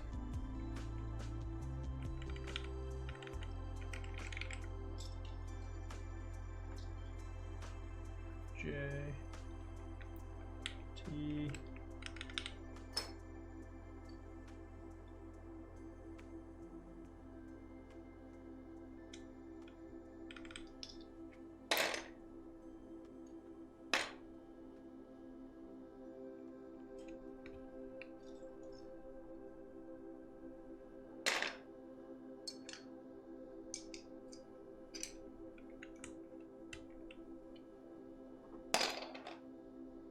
This is a cool keycap, but I don't think I have space for it.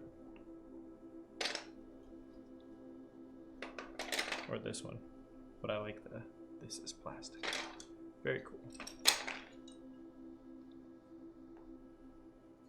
Maybe I will go with the orange spacebar just as like the ultimate accent. I also built a Prime E. That's the only other 40% that I have, but I really do like that Prime E. So I'm definitely new to that whole. Let me think though, do I have another 40% or one kind of along that size? I've got a lot of them, but someone was in here when I actually built that Prime E on stream, and someone was in here building, they said they were building a concrete case for the Prime E, which is fascinating. So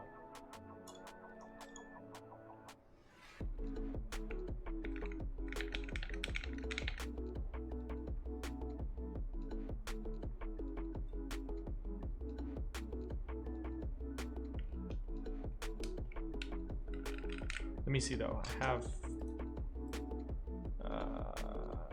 keyboard layouts, 40%. Oh, I also have a candy bar, which I like as well. And then there's a board called the Mercutio, MERCUTIO. That's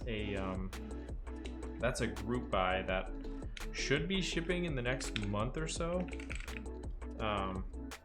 So that one I will be building on stream as well. That's another schmoll boy. And then the Whimsy is a keyboard that if and when that group buy ever happens, I will be all over it.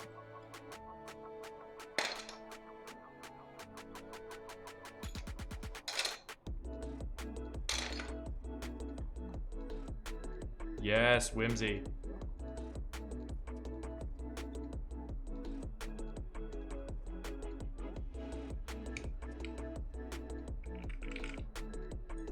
I have been waiting for that group buy to happen for an eternity.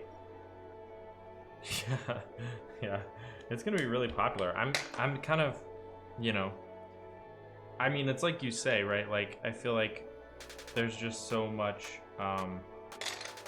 attention for the 50 or the 60% or greater, but for whatever reason, people really seem to be into the Whimsy, and I think that's cool.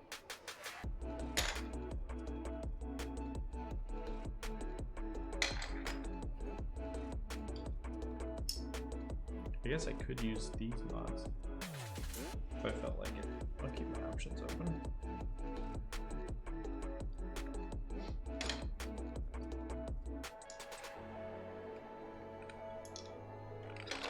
That is upside down, I think. No, it can't be. Ooh, this do be feeling good though. Ooh. Okay.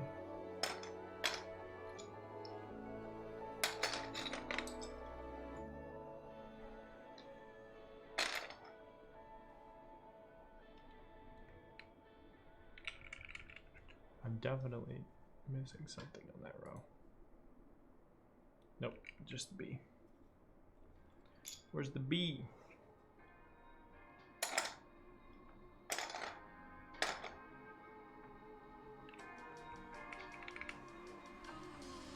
I'm probably looking right at it somewhere. Or I already threw it in the box.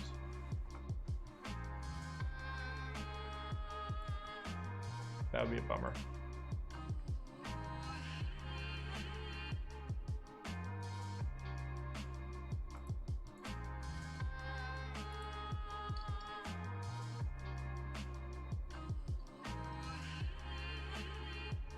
Well, I don't see it.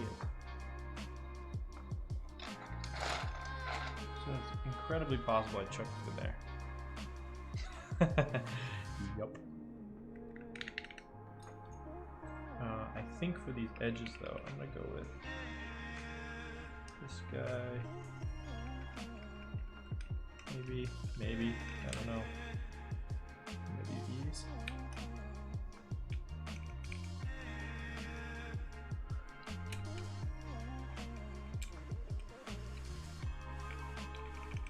The profile doesn't match, so I might not.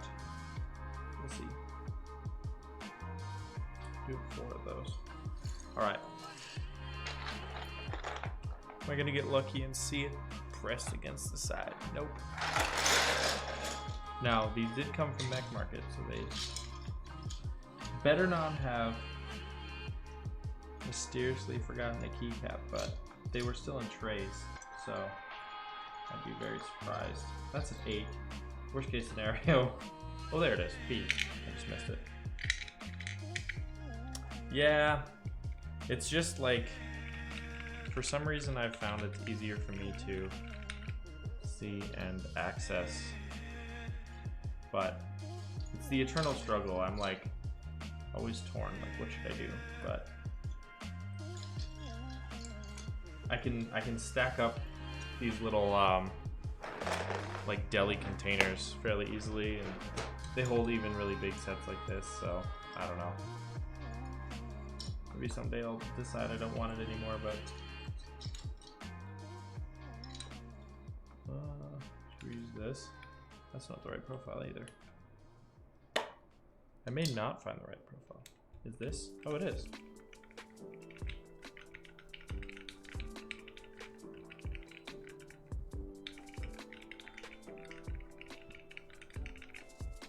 I do like how this feels, actually. This is really nice. Let's find one more keycap.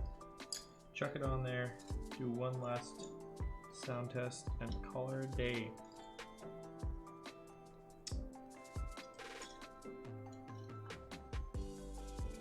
Is this too tall? Yes.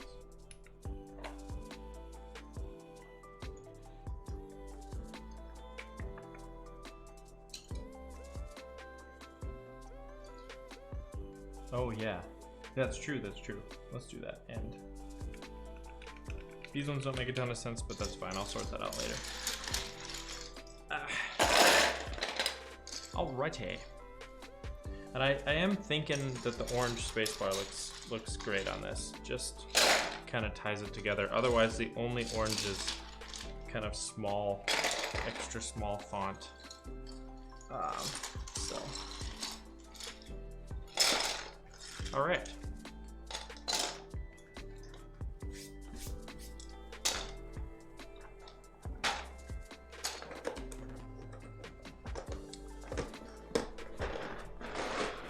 All right. One more round.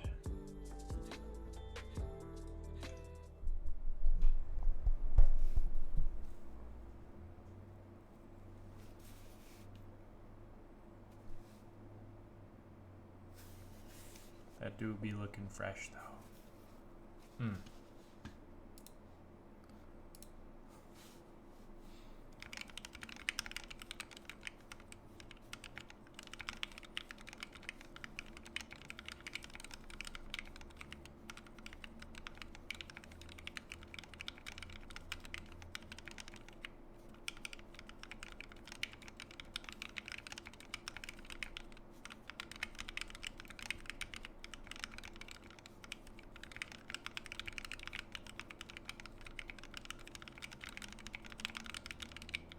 Ooh, I was feeling it right at the end there.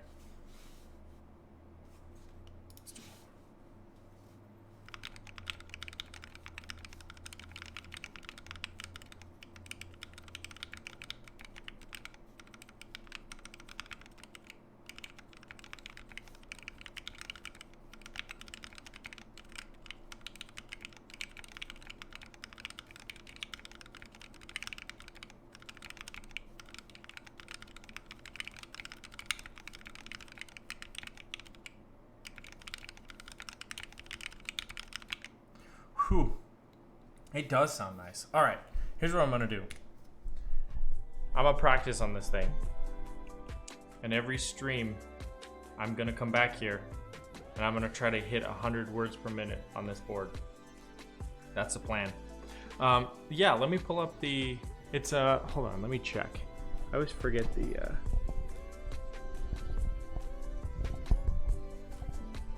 oh no, I think I can probably find it online. It's an Audio Technica shotgun mic. I've had it forever because I do filmmaking as well. And so I don't know that it's like the greatest mic for vocals necessarily, but it works incredibly well if you are filming in wind or anything and you just need super directional audio.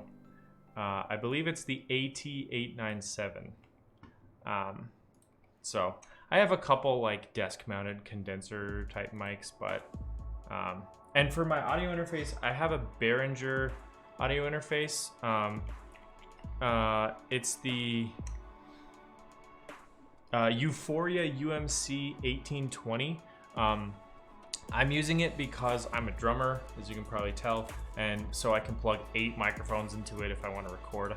However, I personally like the Scarlett XLR audio interfaces a lot better. I think the preamp's a lot better and they just sound better, but I sold mine because I wanted to get an 8-channel for my drums. So it does the job. I mean, it provides phantom to my mic and, you know, it works. But yeah, a Scarlett 2i2 or a Scarlett Solo, if you only need one mic, it's way better. And I think it's actually a decent bit cheaper than this one too. I don't know, Behringer preamps are fine, but they're definitely more in like the budget range. So, but gets the job done. So, gotcha. Yeah, no, I mean, yeah, dude, Scarlett 2i2, killer. And then combine that with, I don't know, I guess like my thought is a USB microphone like a Yeti or something is fine, but once you have an interface, the world of XLR microphones is enormous and I think way better than USB microphones. So anyways, that's my 2 cents on it. So yeah, Scarlett with 2 T's, I think. They sell them on Amazon. They're pretty easy to pick up. Austin, do you have a recommendation for a mic that would pair well with that? Because like I use those ones from Musicville, but that's a local store, and I don't know what an equivalent. I mean, Audio Technica again makes like nice mics that would work with that. XLR mic, because I think I remember looking into like the AT2020 cardioid mic. It's like $100, so it's not the cheapest, but yeah, AT2020, that seems to be pretty popular. So, and can't you even get a bundle sometimes? 2i2 AT2020. Sometimes you can get bundles. Oh yeah, you totally can. So you can get like the headphone, the boom mic, the interface, and an AT2020 for 280 bucks. That seems like a decent deal. Because a 2i2 is going to be, actually no, 170 for a 2i2 plus 100 bucks. So it's about the same. But you also get the headphones and the stand and the cable and everything else, you know. So if you're in need of both, but you know, 280 bucks is definitely an investment for sure. So anyways, having said that, I think that's all I got for today. I really like how this turned out. I think this is a cool board. The only thing that I wish I had was surface mount LEDs, because I know that when those are installed, you can see a glow through this grate. And so if I had that glowing orange, I think that would look really good. But other than that, I'm very pleased with it. So I'm going to practice on it, like I said. Mark my words. Mark them. And come back here and I will hopefully type 100 words per minute on this bad boy. We'll see. We'll see. I need some practice. But that's it for me tonight. Thank you for watching. If you were here with me on stream or if you're watching this on YouTube, I appreciate it. Yeah, that was super fun. I'm probably going to be rebuilding some boards coming up soon. I got a lot of stacked up stuff with switch pulling boards and things of that nature. So I'll be I'll be ripping switches out of boards, putting in new ones, and so I'm excited about that. So but yeah, just if you want to subscribe to the YouTube channel, you can check out my website. If you're interested in my build services too, I do offer those as well. So anyways, that's it for me. Thank you for watching. Have a good rest of your day.